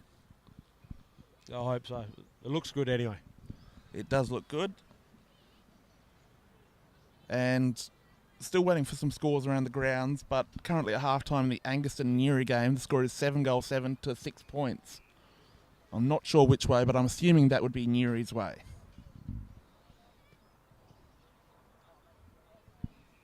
So we'll wait for a confirmation on that. But looking forward to the second half of this game, I'm wondering where are South Gawler going to find an answer here? Josh? Gawler Central final answer? Yes. What do they need? I think they just need to come out with their energy and effort they started the game with. They were more cleaner and hungrier around the ball. And I think Gawler Central, they got some big midfielders in there and Worsty up forward. So if they can get their midfield going and match it with us, that they'll kick a bit more of a score. We saw a lot of Jamie Wegner pacing up and down on the sideline in front of us. His absence really did hurt them in that quarter. Yeah, but I think he comes off for a spell because he gives 110% when he's out there. And as I said, he's always the last bloke to get up off the pack. He's got the ball in his hand, dives on it. But if they can be a bit more cleaner around the footy, Botton's given him some good looks at times, so they can be a bit more cleaner by hand and foot. Botton was probably found out a bit that quarter with Lockie Arnold jumping over the top of him. Botton, not a huge jumper himself, just relies on a bit of size and craft. But Lockie Arnold just bringing that extra dimension where he can just get up over the top and just change everything. Yeah, I thought Botton had the better of Lockie Arnold early, try and body him and take his jump away. But then again, Brodie Hudson's come in. He's an experienced head. He's one of our better ruckmen because he's good tap ruckman, uses his body well, and I think he come in and straightened it up a bit. And on the back of that, Lockie Arnold's really thrived and gives him confidence to run a jump at the ball, which is when he's in the air with his arms fully stretched, it's hard to get near him. And importantly, probably as much as Gawler Central's midfield need to get back on top, South Gawler's midfield really rallied in that second term. Yeah, Mark Brandt must have done something magical at quarter time. They did. He was due, to be honest. Yeah, and I think that was on the back of Jackson Press. We'd seen at quarter time. He called the boys in and gave it to him, and then when the midfield got by themselves, Bradzer gave it to him as well. And Jackson Press did stand up there in that quarter, playing off a half-back midfield, and when he went down back, he won some really important ball, and it was one of his better games for the year, not in terms of touches he's had, but in terms of impact. And leadership. Yeah, which is good, because we've got a few older blokes out, and he stood up there, which is great, because over the years he has been criticised for that, so it's great to see. Yes, definitely. Jackson Press, he's been an impressive performer for a number of years here at South Gawler, but the last 2 seasons he's definitely become a more consistent weapon. Yeah, I think early when he was here, the club wasn't in a great spot, and he's come straight from Eagles, and it was all about get Jackson the ball and Jackson win us the game, where you can't do that. And himself, he knew that, and he's definitely gone about it in a lot better way in the last few years, and his footy's improved, and it's part of the reason why we're now a powerhouse of the comp in the last few years, because players like him that were here when we weren't great have definitely changed and stood up. Yes, and you've got to credit that to the coaching and the structure that's in place now that allows them to play that role and not try and be more than they are. Yeah, that's right. A lot of clubs try and buy leadership, so they go out and try and get players that have, played 150, 200 league games, where South Gawler haven't. They've just gone out and got good, honest club people. Good footballers, but they're also good people. And that's made a change. And Gavin Chaplin and Dan Curick have definitely been a big part of that for the last 3 years. Yeah, I'd like to give a shout out to Dan Curick. This is the second time this year we've broadcast from here, and the setup he's provided today is first rate. He really has come through. Our cameraman is so happy. Yeah, Dan does a lot around here. He's our president of the club. He's our football manager. He's everything. And we talk about that as a playing group. No matter what your teammate or your club mate needs, get it to them. If someone needs a drink, you get it to them. If someone needs a blanket, you get it to them. If someone needs a ride home, you get it to them. So, yeah, big if shout Brad out Mercer to Dan needs a new Curick. hamstring, get him a new hamstring. Yes. New body. Just give me cutters. Just a new body. But definitely he is the heart and soul of this footy club, and volunteers and committee members are the heart and soul of every footy club, especially in country footy. Yeah, he is, and our club are really fortunate to have some great people around our club at the moment, on and off the field, whether it be Janet Hewitt and Churchy that cook our dinners on a Thursday night, to working in the canteen today, to everyone that runs a junior footy program, to everyone that pumps up a footy, To the goal umpires. to the goal umpires, Jenny Judd-Smith who organises our IC gear, Joe Connolly that organises our, everything around the club, people that work on a bar. They're all important to the success of this footy club, whether we win premierships or not. They're important. Yeah, the people that run water, that make the extra effort to sprint 50 metres to get to a player after he's made a big effort. They don't have to do that on a Saturday. No, they could be doing something else. Especially young Bilney. Bilney's very emotionally connected to this club, and we've seen last year when we, even just when we finished mine premiership, he was in tears talking to the boys after the game and how much it meant to him. And then grand final day before the game, I've never seen anyone more nervous in my life, and he wasn't even playing. And then after the game, to see people like him in the rooms crying with the boys and just holding the cup, looking at it, was very special. Yeah, no, that's a really good point, is that country footy is more than just footy, and it's so important to the community. It gives kids something to do after school and on the weekends, gives them a real goal, and they become better people for being involved in it. Sure does. The ball up for the third quarter now. Quick tap for Gawler Central. Quick back handball. That kick around the corner, probably poorly directed. Makes the players fight for it. Oh, it's a huge tackle laid. Unfortunately, he didn't have the footy. Quick ball up. And big jump there from Kitschke. He came down hard after that. Free kick going Gawler Central's way. Quick entry. That fist away from South Gawler. That's a beautiful pick up there. A flying shot on goal. Flying shot is true. Blake Marsden, that's a beautiful pick up and running goal. That's exactly the start Gawler Central needed to get this third quarter underway. Blake Marsden with a goal there for the Tigers. Absolutely. We just spoke about that. There's that word absolutely again, Renee, my sister. Well, Renee, back off. He's doing a great job. Leave me alone. On the Black Bruce McAvaney. But no, we did speak about that. Gawler Central need to get off to a red hot start, and they sure have. Okay, I'm sorry. I'll gather myself after that. That was absolute gold. No, I got that one through from my dad. Actually, Josh Michael McAvaney. O'Loughlin is one of the best commentators I've ever heard. He needs to get more airtime. Another one my dad mentored. My dad used to babysit Michael O'Loughlin, change his bum. I played mini league against him when I was young. Played for Central Districts against Woodville at Woodville Oval. So that's how old Mickey O is. Doesn't look it. Beautiful kick going forward there for the Lions. That's another strong take by Tommy Clements, I think it is. Number 11, Tommy. Yes, he's going back. He's going to take this shot on goal from Probably he'll be kicking from 45 metres. This is what I like about the young lad. He backed himself in. Distance won't be a problem. There's no wind to speak of. Coming in now. He's going to have to work hard to get this one. Yep. Kicks just right of the Dropped goal short. post. Drops short. And that kick off the ground, it's a goal. Ball was spoiled down into play.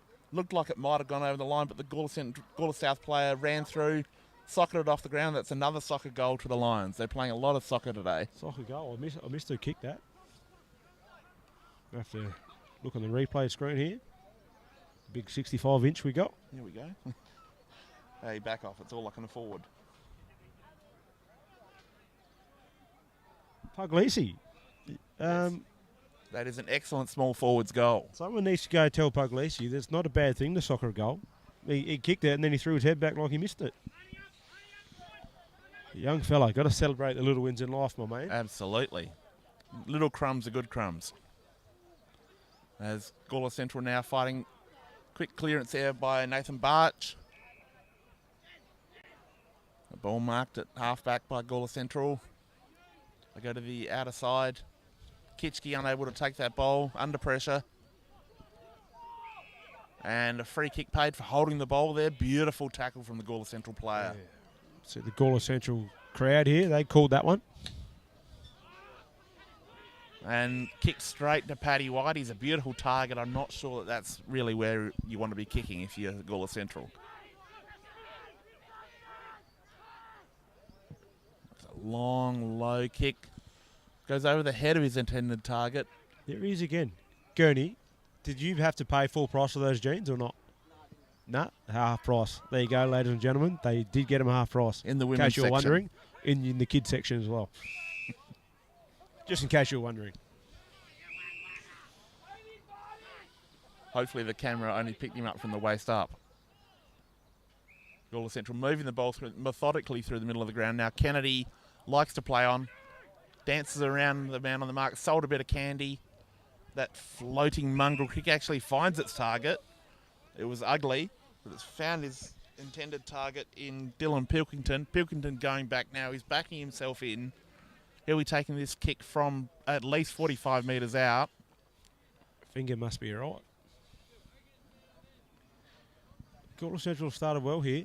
They've definitely started with the upper hand and they've gone back to that first quarter intent. That's a good connection, but always going to the right. Oh. That's a beautiful mark taken. He had no competition. Young Jake Platt there took the mark. So he went to play on and it hasn't come off. So wasted opportunity for the Tigers. Yeah, it was unselfish play. It was probably on. He just missed a kick. It looks like Jake Asher's gone forward to try and spark a bit of excitement up there. Just for a bit of change, a bit of strength and leadership up there. Quick scoop handball out. South It's a great kick. moving by the ball Bailey now. Noble. And that's didn't quite take the mark. Was spoiled. That's another entry for the Tigers. South backline's been made to work here at the start of this quarter. It's a nice mark. Wasn't paid, not 15. Using the handball now backwards. That kick into space, finds Wegner. And the big bicep, he's going to take a shot on goal from just on the 50-metre mark. Take every part of his best here, but If he kicks this with his biceps, he's a chance. he'll kick it all the way to Gawler Central if he kicks it with them. But as we said, the Gawler Central have started exceptionally well here, and the tension in the game should have risen. Bang. Yeah, that's a beautiful connection. Someone pick that footy up. That. Gee, we got excited. Didn't he Well, make the I distance? thought that was definitely going through mid-height, but it's He must have just kicked the air touched out on of the it. line. And so a minor score for the Tigers. They really needed a goal there. He needed an extra 3 inches on that. That's what she said. You can't say that at this time of the day, can you? No, you can't, and you shouldn't. I apologise I to the didn't viewers. hear it. Ball coming out now for the Tigers. So the Lions moving the ball through the middle. Great kick. That's great connectivity from the Lions. Good clean footy. Oh, well done by Botton there. Dropping Botton in the just hole. planted himself under that. That's courageous footy. That's smart team footy. Unselfish. You don't get rewarded for that very often. No, you Ruckman don't. drops back, and most of the time the ball will go around you, and you don't get rewarded for the hard work of running back. No, he's A putting lot of hard people just yards run there. past you. They don't notice it. The crowd rarely give a damn about someone who's done that work. But that time it was rewarded by he was in the right spot.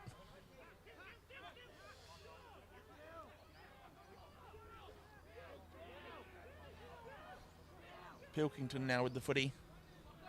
He comes out this way. Oh, good attempt at the mark. Kennedy cleans up. Kennedy. Fake the handball. Chip the kick back inside. Beautiful handball off. That little kick forward was smothered. Wagner comes in hard. Gets the handball back. There he is again, that man Wagner. Passes it back to Pilkington. Pilkington with a little chip kick. Didn't make the distance. Has been sloppy by foot today, Pilkington. Yeah, but when you work hard and you know you can Good pick accept up mistakes. there off the deck. Confident take. Jared Fisher, I believe that was. Darcy Judd Smith, he's a hard man to tackle.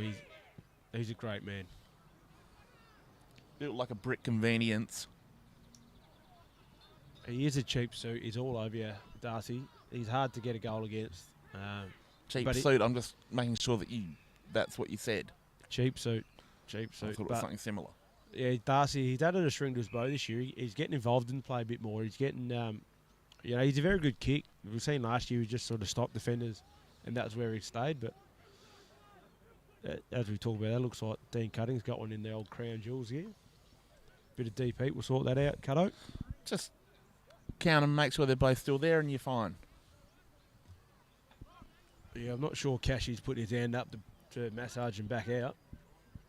Just give them a tap on the back, they'll drop. Yeah. Oh, he looks sore. Knee, actually. Apologise.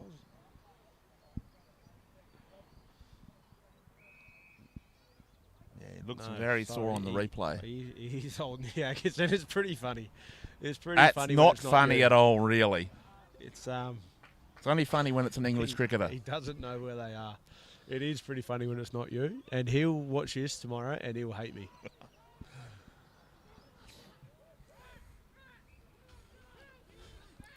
But at least when he's having a go at you, it'll be like, Wits, how can you do that to me? He'll sound like Nathan. He'll sound like Nathan Bartsch yelling at me. You shouldn't laugh because we all know it's not. It doesn't tickle. Kick coming back in now. Flying shot to the goal square. Beautiful work from the Gawler Central defence. That kick coming out. Beautiful. Well taken. Stood under the mark there. Young Schmidtke. Ball comes back in once again. And I must say, shout out to Julie Cutting's wife, if you're watching, and his kids. I do feel sorry for him, and I hope he's all right. Well, that could be the last of the kids.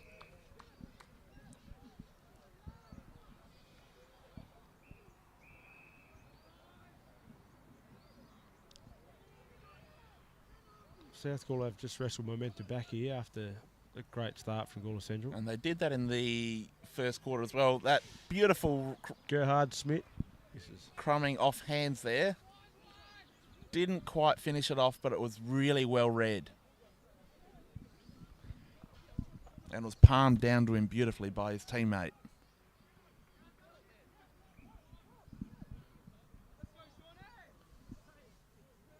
Gawler Central bring the ball out.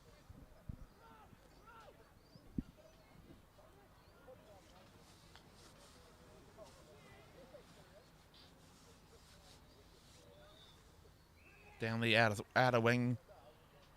Ball tumbles out of play, so we'll have a ball in almost on the 50-metre mark in Gawler Central's forward line on the outer side.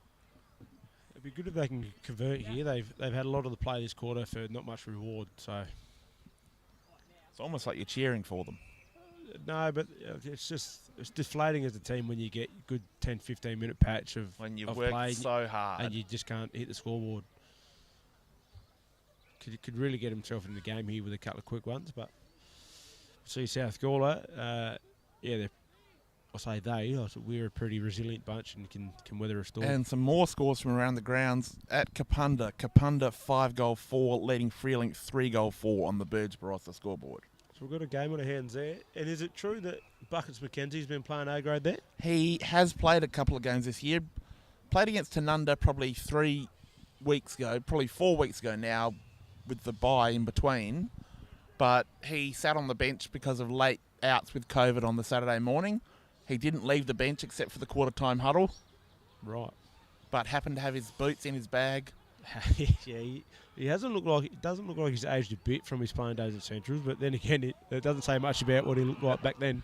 No, he's always willing to put his hand up if needed be, but as the coach, he's smart enough that he doesn't put himself on. He's one of them people that we spoke about. He's a real good club man. Ripping human And it's great being. that he's coaching there, and it's great that he puts the boots on and does what he has to do for the club. Yes. Good movement here. Ball coming out to the wing now for the Lions. This bounce is crucial. It's bounced perfectly for him. Under pressure, he had to backtrack just a little. That was Bailey Zobel once again. He's been impressive in the last quarter or so. Oh, he's been impressive all year, and I wouldn't be surprised if he's leading our BNF at the moment. I hope you're not betting on that. No, his odds aren't worth betting on. Oh, well, then that's the sort of one that I'd normally back. Yeah.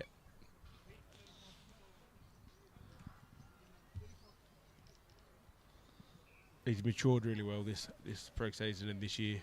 Gawler Central moved the ball down the outer side. 3 Tigers flew. No one able to take it. We'll have a ball up just inside the 50-metre line. South Gawler's forward half. Bottom with a tap. Kick around the corner from South. This is up and under. Jamie Wegner was the only player who went for it, the only one who wanted it. He took the mark. Now clearing with a kick out to this side. That's well taken. Got Kitschke. He plays on, gives the forward handball. From there it's gone awry. South Gawler able to clean up. We'll have a bound ball up. A good game here, 1 goal apiece this quarter. Real tight. Has tightened up a lot. Players getting tired. Which is always the case between these two sides. Doesn't Good matter flying where shot you're on the goal ladder. there. Anthony Simpson. Great to have Anthony Simpson back around the club too. Past player of this club, he's come back here to play with some mates, and he's been really good for us. He's a bit like Harley Bennell though. He's got a lot of calf injuries, but it's good to see him on the park. More calves than a farm. You've got me there. That's great. Yes, that is true. And yeah, South Gawler really pressing now, keeping the ball in their forward line. Gawler Central now with clearing. That's a strong mark taken. Blake Marsden again, he's been good this quarter. Bites off that quick pass into the middle, hits Pilkington. Pilkington looking to kick now. That kick, that's one of his better ones for the day. Hits Corey DeStefano, the new recruit to the club this year. DeStefano goes wider still. Looking for Ethan Longaru. Good turnover there by Cooper Puglisi. He's 1v2 there, just calls it turnover with his pressure, that's why he's in the team. Arnold gets his hand to that footy, comes down. It's a beautiful pick up and turn kick. Central defender is in front there. It was Kyle Worst. He's playing down back at the moment, just trying to stem the tide. We've got a bit of an injury here in front of us. Walking through, number 19, young Bo Thomas. I don't reckon that's Bo Thomas because Bo Thomas played at Central Districts this morning. So No, it's someone in the number 19. Late change that we weren't informed of. It happens. Not the bloke from the Yorks, is it? It's not Steve Patterson, is it? Steve Patterson from the Yorks. Oh, mate. Yeah, no one would stitch it up like that. You'd have to be a terrible person to do that. young Steve Patterson started at Barossa in round 1. Now he's here. We'll get Dr. Peter Larkins on that one to get an update on the injury for you. whoever he is. And De Stefano just going for a walk in front of us. He looks okay. He's just having a breather. Been a lot of work down in that back line this quarter.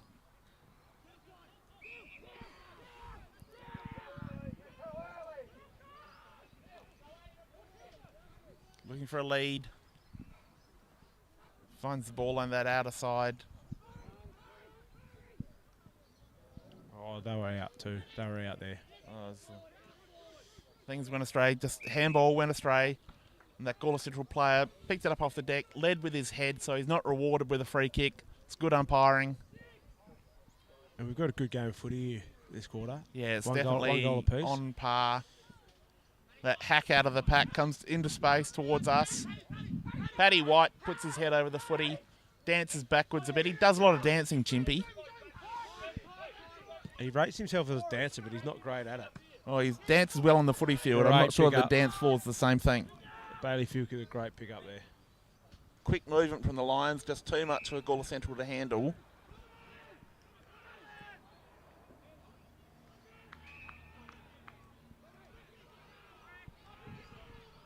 Get out the way, Chad, so we can see. No, he got out the way too. Good man. Good He man. does listen. Good man. Apparently you've got a lot of authority. Yeah. He's my former housemate of mine, Chad. That would have I been was a house of housemate horrors. Housemate of his, I should say. I was. South Gawler having a shot on goal now from deep on the boundary line. Can't see who's kicking it. Lockie Arnold. The big ruckman, he's had a shot from there. Lockie Arnold there. Jackson Dare playing in front and kicks the goal. Beautiful. As a result of that quick movement down this near side, it's that fast movement that Gawler Central just cannot stop. Just kicked his second there, Jackson Dare. Made the move from, started down back this year, but with myself and Golding out with a couple of old man hamstrings, he'd moved forward and has worked well for us.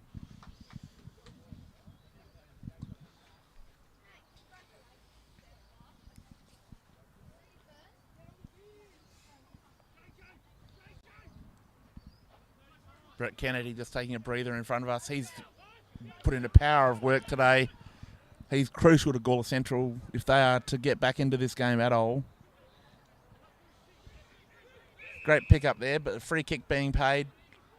Central player being held without the footy. Right.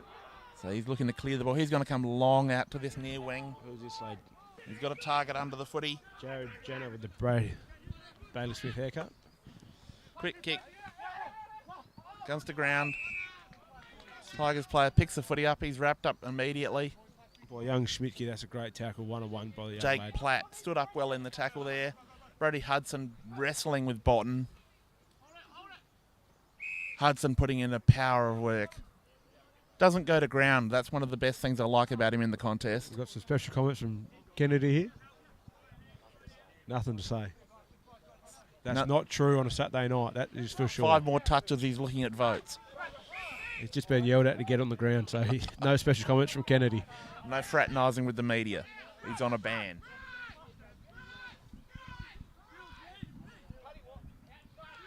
No, Paddy Brad White. Pilkington. Short kick is good idea. Finds Platt. Not a lot on offer. South have really clogged up their back line. There he is, the cheap suit.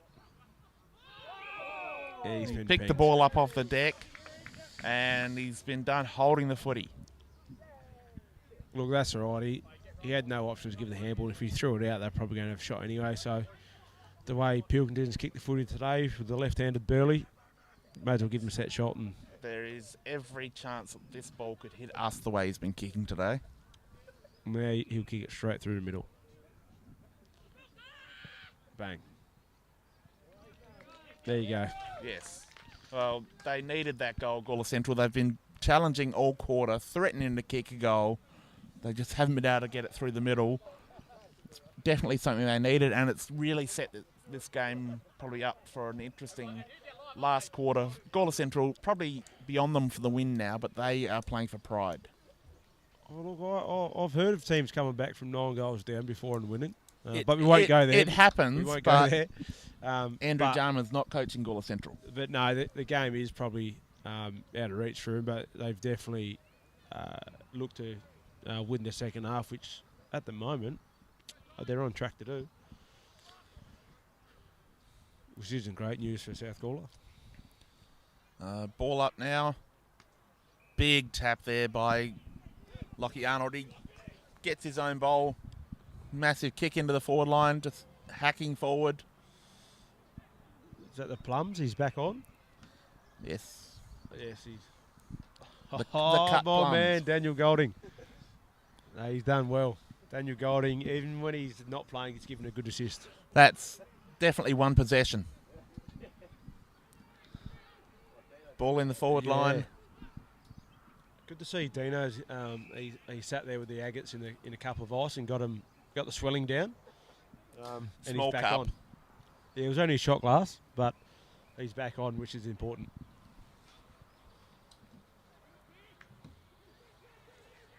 Kick around the corner. He's just sprayed that to the right. Had more time than he thought. That's another minor score for the Lions, who are comfortably ahead in this game. Currently on the Birds Barossa scoreboard. 12 goal, 12-84, leading Gawler Central 4 goal, 3-27. Yeah, look, South Gawler are ahead, but I wouldn't say comfortably. Comfortably it's in score, but they're not playing great footy at the moment. No, it's an arm wrestle on the field at the moment, but they've got that buffer from that excellent second quarter. Yeah, which I guess I'm being a bit critical as being one of the captains of the club. And You're being very negative just because you're not out there. Doesn't mean they're not good. No, they are playing good footy in patches. I'd just like to see them play a bit more of a whole quarter performance instead of 10 minutes here, 5 minutes off. But as I said, it doesn't have to be pretty football all the time, and they're doing what they need to do. As we see young Connor Willsmore in front of us with his shirt tucked in, it's pretty rare these days.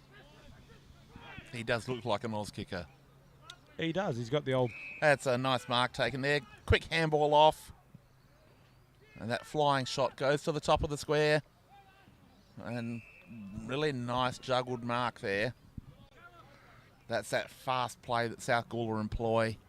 Yeah, it's a great kick. And Plums cutting. Goes back now. Might be hard for him with the swollen plums, but... Plum jam for breakfast tomorrow morning. He's the ultimate professional, so he will rehab them. As we see, Dean, probably a big kick for the club. Really important now in front of the pass players. Puts that through. Well done, Dean Cutting. And that's another goal for Ray White, Craig Moore, the premiership team for real estate in the northern suburbs. The boys will get around him, which is good to see. Well, they just want to make sure that he's still packing the equipment. It's a strong quarter. Neither team really able to get the upper hand. Probably you could almost put it down as a drawn quarter. Yeah. Slight advantage to South Gawler. Well, I think score-wise, South Gawler won the quarter. But Gawler Central definitely bring the heat, and they got the game on their terms again in the first 5-10 minutes, and South Gawler just done what they needed to do to break even, and then coming in front. Yes, South Gawler well and truly on top on scoreboard, as we see 13 goal 11-89, leading Gawler Central 4 goal 91, as we see 4 goal 3-27, as we are conflicting scores here at the ground. Steve Burton is a maths teacher, so I wonder if they're his kids on the scoreboard or not. If they are, I'm worried. If they are, they're doing really well for what he would be delivering. He is a Year 12 maths teacher, so hopefully they're better than that. But no, good on the young kids up there. If they don't do it, no one's doing it. So that's right. We spoke earlier good about people pitching in footy clubs and putting in, and they're doing their best. They definitely earned their can of Coke and packet of cheese and onion chips at the end of the day, which I will be having a handful of. You tax the kids, do you? Absolutely, it's all part of being captain. You get a food tax. You learn about taxation early. That's right. Teach him. The man takes a bit of it. But Gawler Central worked really hard that quarter for not a lot of reward on the scoreboard, but they will take a lot out of that internally, and their young players will take a lot out of that, knowing that they can stand up under the pressure of the reigning premiers. Yeah, and just I can hear Chad going off at the boys here. It means something to them. So they're not just happy to play a good quarter. I can see Chad firing up a bit, and obviously that he felt they should have come in won that quarter, which is good to see. You know, they're 10 goals down, and there's still plenty of fight and spirit in Chad, and the team are real tight. All the injured players with Mercer and Molyneux and the boys are around, and a few of the supporters. So, no, they're definitely feeling it. And they'll bring the heat again this last quarter. And they're kicking to what has been the scoring end today. He will want to make a statement in the final quarter and let every other club in the competition know that Gawler Central are a team that you have to show up and bring your absolute best footy against. Oh, for sure. I don't think there is a team in the comp that you can't show up and bring your best against. As we've seen with Freeling getting their win last week and a few other upsets. But no, hopefully our past players and their reunions in that corner can keep them quiet. On the Birds Barossa scoreboard, interesting. At Tanunda, Barossa 8 goal 7 55, currently leading the Magpies 6 goal 10 46. And being at Tanunda, you'd have to think that would be a bit of an upset, even though Tanunda's got injuries, but it's a hard ground to win at. No, those of us who picked the Bulldogs aren't thinking it's an upset. No, that's right. But going to be a really juicy last quarter. I'm looking to see some real passion come out here. Yeah, this is where the Clayton Camerons and the Dylan Pilkingtons really stand up for their home clubs. Yeah, for sure, regardless of the score. Actually, we didn't see much of Cameron that quarter. Charlie Molyneux's pretty happy with himself, even though he's not playing. Well, he hasn't done a thing wrong today. Bit of that for free, I know you. Bit of a spray there from Chad. No, you're right. I did get paid in Jim Beam today, so we're right, Charlie. I think he's just jealous that he didn't get a call up. One of my favourite players. I didn't think I could afford him. No, Charlie. The cheap option. Charlie's expensive. We done a photo shoot with him earlier in the year for the Anzac Day, and he didn't get out the car until the checkbook come out. But he is one of my favourites of this comp. He's a great player. Quick kick forward for the Tigers.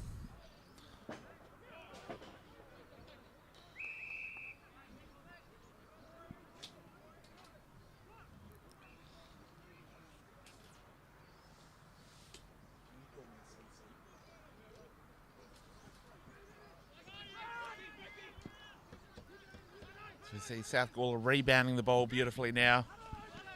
Big Brody Hudson gets down, takes a hit, gets the handball off. Well done. Keep the goal, Plums. Brock. Dan Cutting just hung that out to the left. It was never coming back. Had to swing the leg a little wide, I think. Just as a result of the earlier blow. See, Dean thinks a lot about his goal kicking, and that's why he went quick there. Less thinking about it, less that can go wrong. But I think from the earlier hit, he couldn't get his knees very close together. Had to go the long way about it. But this is where we look to South Gawler working their fitness a lot to be strong late in games, and if Gawler Central aren't careful here, this could blow out on them. That ball coming straight back in the middle, going dangerously. Gawler Central now with the crumb. Clayton Cameron drives that ball back. That's a beautiful kick. That's our man there that drove it in. Jackson Pressey lowered his eyes there to Anthony Simpson, which that's his go. Lead up at the footy, a big strong presence. Just great team footy. Could have blazed away there long. It's probably going to be kicking from almost 43 metres out at a guess. I don't have my theodolite, so it could be 45. 44 and a half I have on my rangefinder. Good left foot kick.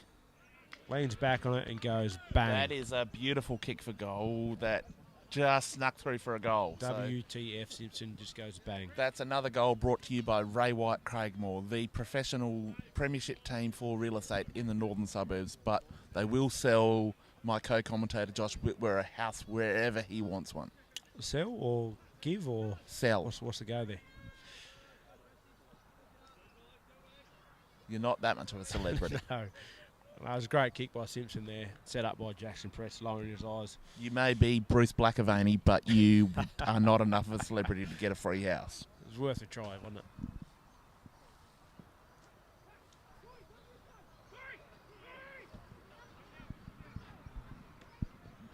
Gawler Central, quick entry, spilled mark, Again. and another free kick. Again, we see a little tap on being called a throw. A little bit stiff, but Umpire was in perfect position there on that side of the contest. he was a lot closer to it than I was. So And that ball just goes over the top of Pat White. So often he is the player that the ball just goes to like a magnet. Just went over his head. fumbles. Good use of the ball by hand for the Lions. Quick running, just got his kick away before he was tackled. Beautiful mark there in the middle by the daring midfielder.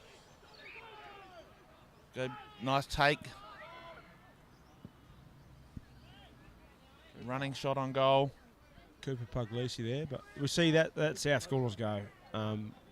Win the ball back deep in our D50. They move the ball well. They change angles. Jackson Dare takes the mark here, and the wing rolls on, just opens everything up. And Dare just taking the game on. That's what I like to see. That's the way he plays his best footy. Yeah, he does. He's very good when he's carrying the footy. He's got a great stride, and He changes everything about your team when he does that. yeah, The rest of the team sort of jumps in sync with that, and they will play the same footy when he leads the way. and I've been told that he's been banned from playing golf tomorrow from his wife because he didn't clean the house during the week. Okay, that handball backwards to Darcy Judd-Smith allowed South to get that kick forward. Tom Clements sharking a nice goal there. And Tommy Clements with another goal. It's starting to get ugly for the Tigers now. A little too easy for the Lions. So, even as a husband, you can be suspended or grounded for not cleaning the house. Absolutely. I thought that ended when you became an adult. No, never ends. So Derry was due to play golf tomorrow with a few of the boys, and the beautiful Georgie, she's told him. Maybe if he got home early tonight and cleaned up, he could. No, there was a mishap with the cleaning lady, and the house didn't get clean, so he's got to sort a few things out tomorrow. So good luck to him, and that's all a part of being a parent. Your golf's got to take a back seat. Oh, good tackle there. And I hope she's Gawler at home Central. listening, because Georgie, you're a lovely lady, and good on you. Don't let him play golf. And your wife needs to apply the same standards. Yeah, I don't play a lot of golf on a Sunday, but then again, my Good wife's got all wheeling her left family. foot kick into the middle of the ground. Brody Hudson couldn't get to that contest. Handball off South Gawler. They're coming into goal again. That shot just bouncing through for a minor score, but it's all one-way traffic at the moment. The floodgates look like they have finally opened. Yeah, South Gawler's fitness coming to the floor now, which is, we work really hard on it. Beautiful pickup by Wegner, but the handball goes astray. That handball back to Brody Hudson. Never handball to a ruckman. Jake Asher gets the ball away. Pilkington with another kick. Sorry, Kennedy down the line. Jaden Gurney again. You're going to plug your pants again, mate. For a little bloke, he does take up a lot of space. He does. He's supposed to be running water. There's not much water getting out to the boys. Look at him. So many holes in his pants. There's a lot of thirst out there.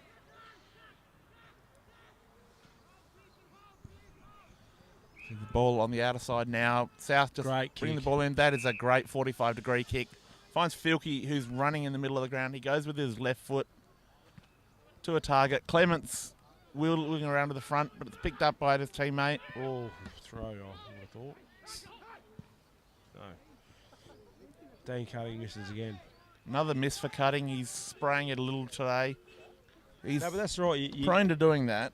Yeah, And we know that. He knows that. But you'd rather Dean have all these shots on goal and miss than not have any shots on at all. Exactly. 95% of the time this year he's kicked them. So, it is what it is with Dean. Little Lance Franklin style.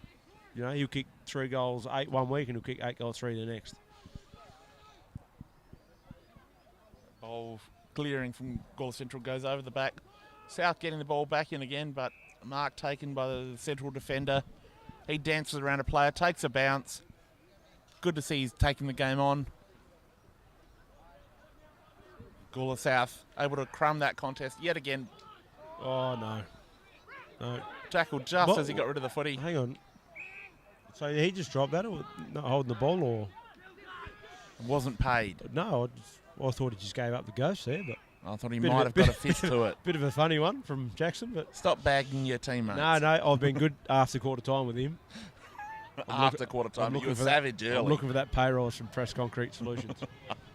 If you want any concreting done, please give Press Concrete a ring. But don't get him to organise stubby holders for you. No, don't ring the number you get on the stubby holder.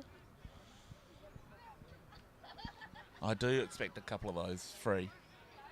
Absolutely. I've got a box of them for you. Yeah. Gawler Central taking the shot on goal now. They need this just to stem the tide a little bit. Get on Bell. Bit of a hilly. Oh, Worsty.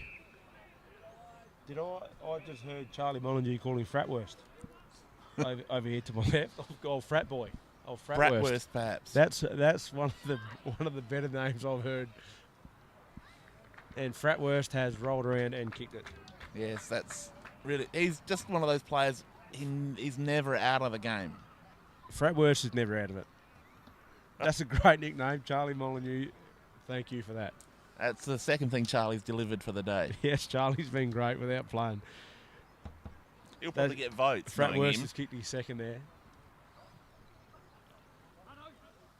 There's a good chance Charlie will get either 1 or 2 votes today. Oh, he's an umpire's pet, Charlie.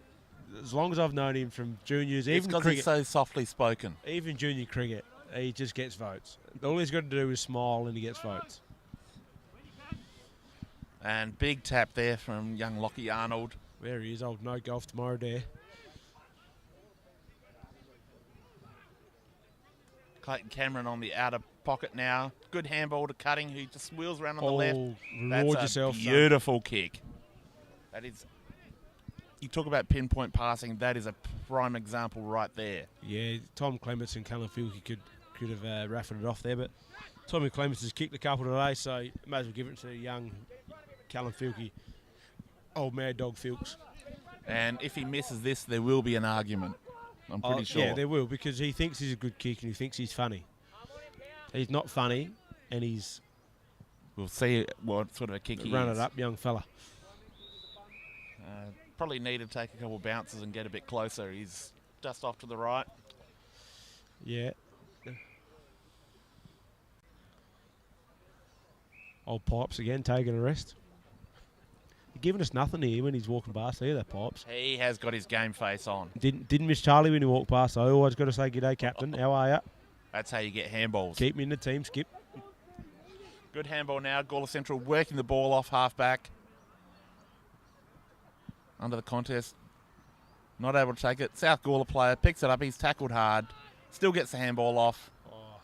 That kick off the side of the boot actually comes off. Luck is a fortune. Bailey's over. Yes. Zobel, one of the worst kicks he will have, but it's hit a teammate. And that bounces. Well done. Well done. Done well. 2v4 there. Oh, Patrick. Paddy White, courageous under the footy. Put his body on the line. Mark taken by Cora central player Di Stefano, the big sun half back. Which the support crew here from Gawler Central is outstanding. To our left here, Charlie Molyneux, Mercer, and getting around him. They really should be in here with us. They should, but they wear the wrong And colours. Kennedy takes the mark, plays on. That kick forward, that is a really strong mark taken under pressure. And I've just got a score update at 3/4 time for Newry and Anguston from an unlikely source from his sister, 81-6 Newry's way. I'm not sure if she's on the wines or not, or if that's correct. That could be very well correct. What, the score or she's on the ones? No, both. Both. But She the does like a imbalance. drop. Newry are clearly the second best team in the competition, and Anguston are struggling a little with injury and depleted stocks this season. As we see the Gurney holes go past once again. He's getting some airtime. See, point scored for Gawler Central. Really need a goal just to give them that boost once again. Yeah. Reward for effort. Oh. We're calling no ball crap on that score. My sister's just text in again. No ball crap. Mum, if you're watching, can you get her off her phone so I can concentrate on the footy? Thank you very much.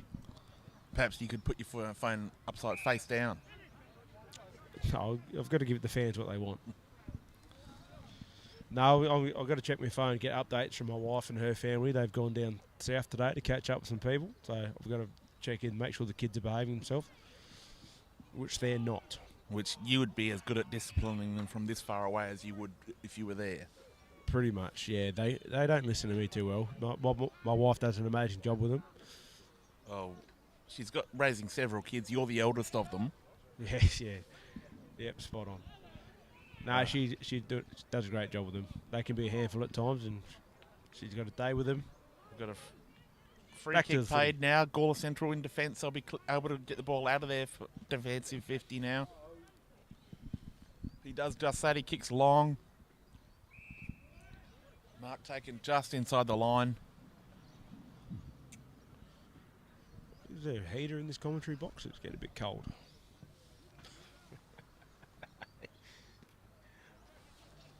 I think Jackson Press, if you can get some concrete and put it in Josh Whitworth's drink, it'll help. Yes, for sure.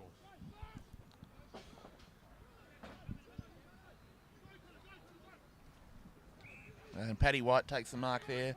South looking to switch the play. Probably passed by now, so he just little chip kick into the middle. That's a good mark taken there by Darcy Judd-Smith. Darcy's been crook all week, so it's good to see him play. He was in doubt to play today, but it's good to see him get up and play. And that kick poorly directed, taken by Great Kyle Thorogood, who should be called George. Great pressure from Callum Filkey there, and we've got a scuffle on. I'll watch the fight, you watch the play. Coming out to this side. Callum Filkey, where's his Here we brother? are. Jamie Wegner tried to keep the ball in bounds, walking the tightrope, but Good. well tackled there. In terms of who won the fight, I'm not sure. Callum Filkey had a crack. Clayton come in and Steve helped. Burton with a really good tackle there.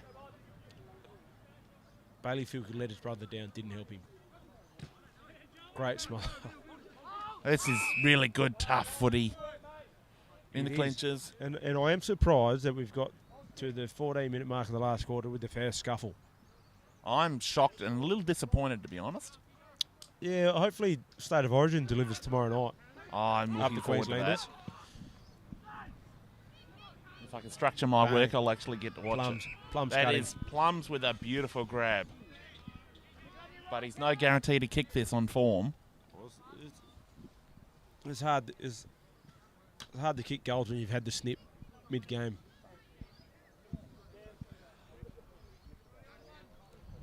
The South Gawler eunuch. He's been very good for us, Dean. He's, I'll call him the cricket stump. There's not much of him. When he stands upright, looks like a middle stump. Bang. Never in doubt. Yes, he's got that one. He's third, I believe, if I can count correctly. You're not one of Steve Burton's students, are you? Look, math was never my strong point, but I'm going with 3. It's got Gawler Central's game plan walking in front of us. That's another Can we get a look at that game plan? goal for Ray White Craigmore, the premiership team for real estate in the northern suburbs. We are currently 17 minutes into the final quarter here at South Gawler. It's starting to get a bit dark, starting to get a bit cool. Not a lot left on the line. South Gawler looking to really put a hurt on their crosstown rivals. This is a chance to really send a message to Gawler Central and stamp your authority on Gawler. Yeah, look, Gawler Central have been pretty good, mind you. Regardless of the score, Gawler Central have brought it today, and they haven't been Paddy that bad. White, once again, takes the ball, plays on, wheels around. That handball just too much for his teammate. Paddy White's an adventurer. He'll take a mark and play on for no reason. And He's like Dora the Explorer. He's always on an adventure. oh, yeah, and he's got no idea what's happening. Very much like Dora. The problem with teams, they can't stop him because they don't know what's going on. But the problem is we don't know what's going on with him either. Just takes off and it's just sell candy. Beautiful spin there from the central player. Hack kick back into the forward line. Kyle Worth can't control it, but he lays a tackle on the South opponent. Holding the ball. Kyle Worth, he's got to set up another shot on goal. Just keeps delivering for his footy club. No, he's been good. Hasn't had a lot of the ball, but his effort to get the ball back and effort without the ball has been outstanding. And Chad O'Sullivan will be very happy with him, and he's lining up for his third. Right in front of the past players day and cut the premiership ring, so no doubt he'll get some advice from there. I'm sure it'll all be constructive. And it looks like he's taken it on board and gone, stick it right up, you boys, I'm kicking it. And Fratwurst. With that hair, I doubt he can hear anything. No, but as all good Fratwursts are, you don't have to hear it, just kick it good. It's another goal brought to you by Ray White Craigmore, the premiership team for real estate in the northern suburbs. And Fratwurst, when you watch this back tomorrow, you can thank Charlie Molyneux for giving us away your nickname. I'm sure there's worse things that he gets called, but we were not going to put those to air. No.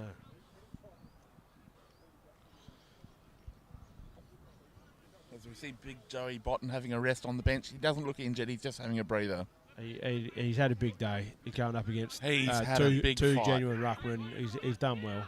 He's very lucky that Chris James wasn't playing. Yeah, and we're looking to have him back in the next 3 weeks and have the three-headed monster back, as you and say. Another mark for Plum's cutting. He's going to be taking another shot on goal. This will probably be one of the more difficult shots he's had. Going to have to hang this out to the left just a fraction with his kicking style. It'll come back.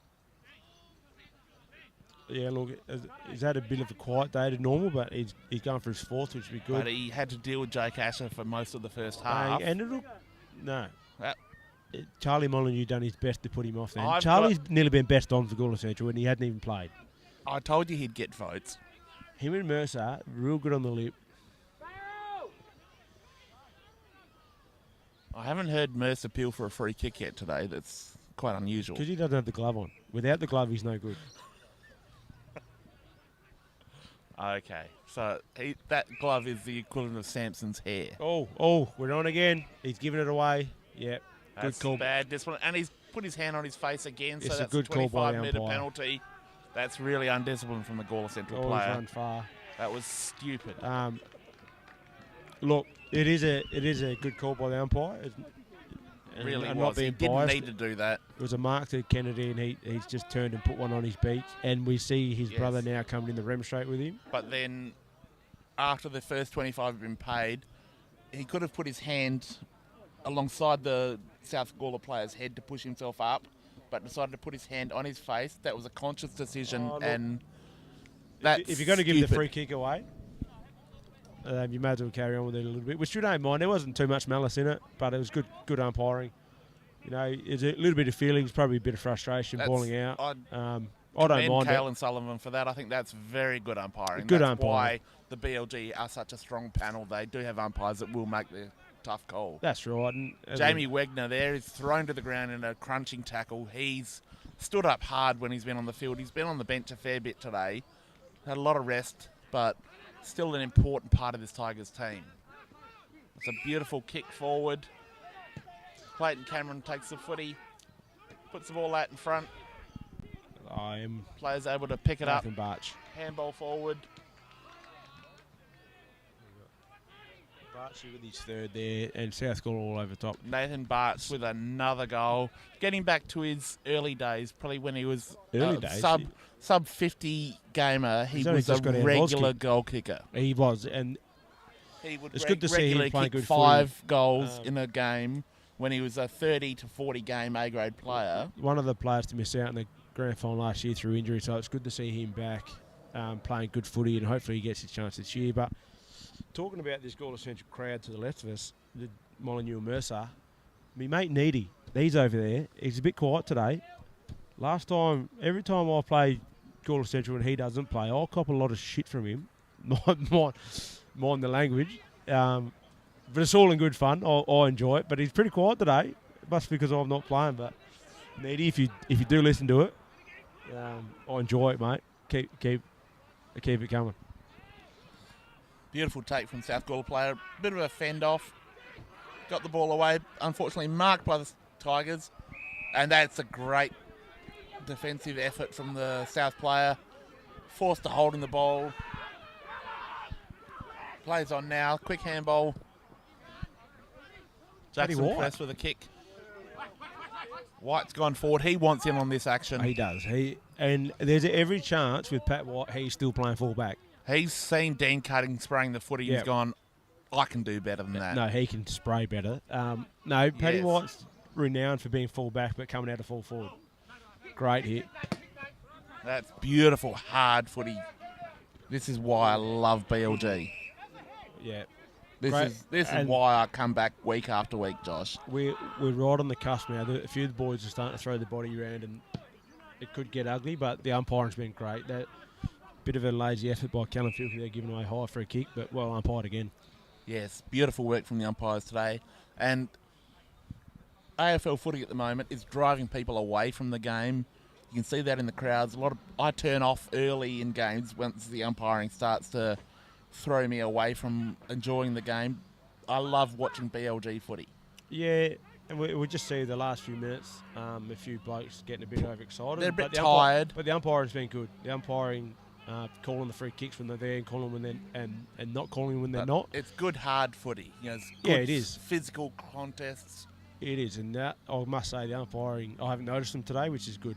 When you don't notice the umpiring, See, good it's always battle a good for the thing. ball on that outer side. Press just caught out. Gawler Central able to move the ball now.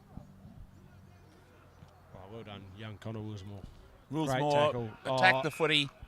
That's what you want when you've got young players come into the team. When it's their turn, they go. And this is the exciting thing for South Gawler. Why we don't have our best side in and we don't ever make any mistake about. We're just happy with the team. There's 4 or 5 guys in this team that if everyone was healthy next week, they're going to miss out, and that's just bad luck. Unfortunately, Connor's one of them, but acts like that, he's come off, he's caused a turnover, and then he's tackled Botten, which has probably got 120 kilos on him. It's efforts like that keep, that put doubt in the mind of the coaches. Should we keep him in or should we not? But Which is healthy for the club. If the week before a grand final there was an injury, those coaches will have confidence bringing him in. Full confidence, and we've still got blokes playing B grade now, and even our 17s. We've got a lot of good young 17s that could play senior footy right now as well. There's probably some kids in Dean Cutting's under 13s team that could fill in. Mate, they train harder than anyone I've ever seen at this club. The Dean's got them going, and they don't even play for points, which shouldn't say because he'll get upset about. He doesn't like not winning. And kick around the corner there. Well defended by Gawler Central. Botten just keeps fighting. Been huge, Botten, today. Big efforts. But that being said about those under-13s training so hard, if they got hit in the plums, they'd probably recover a little better. Yeah, well, they're underage, so we probably shouldn't talk about it too much. Oh, Tommy Clements. Luck is a fortune, son. Go and kick your third. And that's the final siren here at Eldred Riggs Reserve. So we'll have a shot after the siren. He's over the mark, Aylin! Let's play on, you muppet! Good advice from Mercer there, you muppet. Good call from Mercer, you muppet. Calm down. Tommy Clements for his third. And that's final scores here at Eldred Riggs Reserve. South Gawler with a massive win. It didn't feel like it, the tempo of the game. Final scores, South Gawler 126. So now 132. 19 goal 18. Taking down Gawler Central 6 goal 4. It didn't feel like that kind of margin, did it, Josh? No, I did it for most of the day until the last sort of 5 minutes there, but I guess you can't be too just happy about it. South Gawler not playing your best footy and still having a massive win like that. A win's a win. Win's a win, but that's an important win. South Gawler, it's always a tough game to come up against a hometown rival. It's one that you needed to get the job done with a lot of players out. Slight element of danger, but the players that came in, they stood up And as the captain of the club, you've got to be pretty proud of the way the Lions have performed. Yeah, I'm big on one soldier out, one soldier in, and the soldiers that come in today really held their own. Josh Pearson, he's been all year, but he's been pretty good. Willsmore had some moments. Tommy Clements, he's gone to kick 3 on the day. Parshy's kicked 3 on the day. Puglisi's kicked 2, another young lad. So it's really pleasing. And while the score doesn't reflect the game, Gawler Central were pretty good. No, really. And your better players for the day for South Gawler, who are your top 3? Look, Jackson Press was pretty good for me. He started as a captain, as a midfield leader. We started slow, and he got it back on track for us there when it was time to do so in the second quarter, and then through the third and last was pretty good again. Bailey Zobel's ball use across the back, he was really important for us. Mopped up a fair bit. It was pretty hard to pick out 3, to be fair, because they were all fairly good. So we got Press, Zobel, and I'll go with young Tommy Clements up forward. He's kicked 3, one really late. Probably doesn't have a lot of the ball, but just watching off the ball, his work rate and to get in good position was pretty good. Forced some turnovers, did a lot of hard work off the footy. Another guy that's probably unlucky not to get a mention, Clayton Cameron. I thought he changed the tone of the game when he was injected early in the game. In that first quarter, we were begging for someone to come around the ball and to throw their weight around, and he definitely done that. And as I said, he's one of the favourites around here, and not just because everyone can use his spare bedroom, but because he's a great lad and he's a good team man. Personally, one of my favourites. And he definitely got the game back on their terms early. Probably faded out the game a bit, but when it matters early in the game, he was big for us. No, very good. And for Gawler Central, Kyle Worst was a strong performer. I thought Kennedy was really good, especially early in the game when they were probably on level pegging and at times slightly ahead in terms of field play. I thought he was really important. Corey DeStefano was good in the second half. He held back a lot of what Gawler South were trying to do. And Kyle Worst was, as always, delivering the best. Jamie Wegner at times was good, but didn't spend enough time on the field. No, as Frat Worst, as we now know him, kicked 3 in the day, started really well and had some real good moments up forward. Good opportunities, but all Gawler Central's midfield, especially early in the game, then early in that third, really stood up. And of course, Joe Botten, the lone ruckman for the Tigers, did a mountain of work against 2 real big fellas. Yeah, and you got to acknowledge that every time. He's right up there in my best players across the board. I'm really impressed with him, and of course Charlie Molyneux, fantastic once again. On the lip, Charlie, you've done well, son. We can hear you. 2 votes. You've done well. C. Molyneux. Yeah, standard.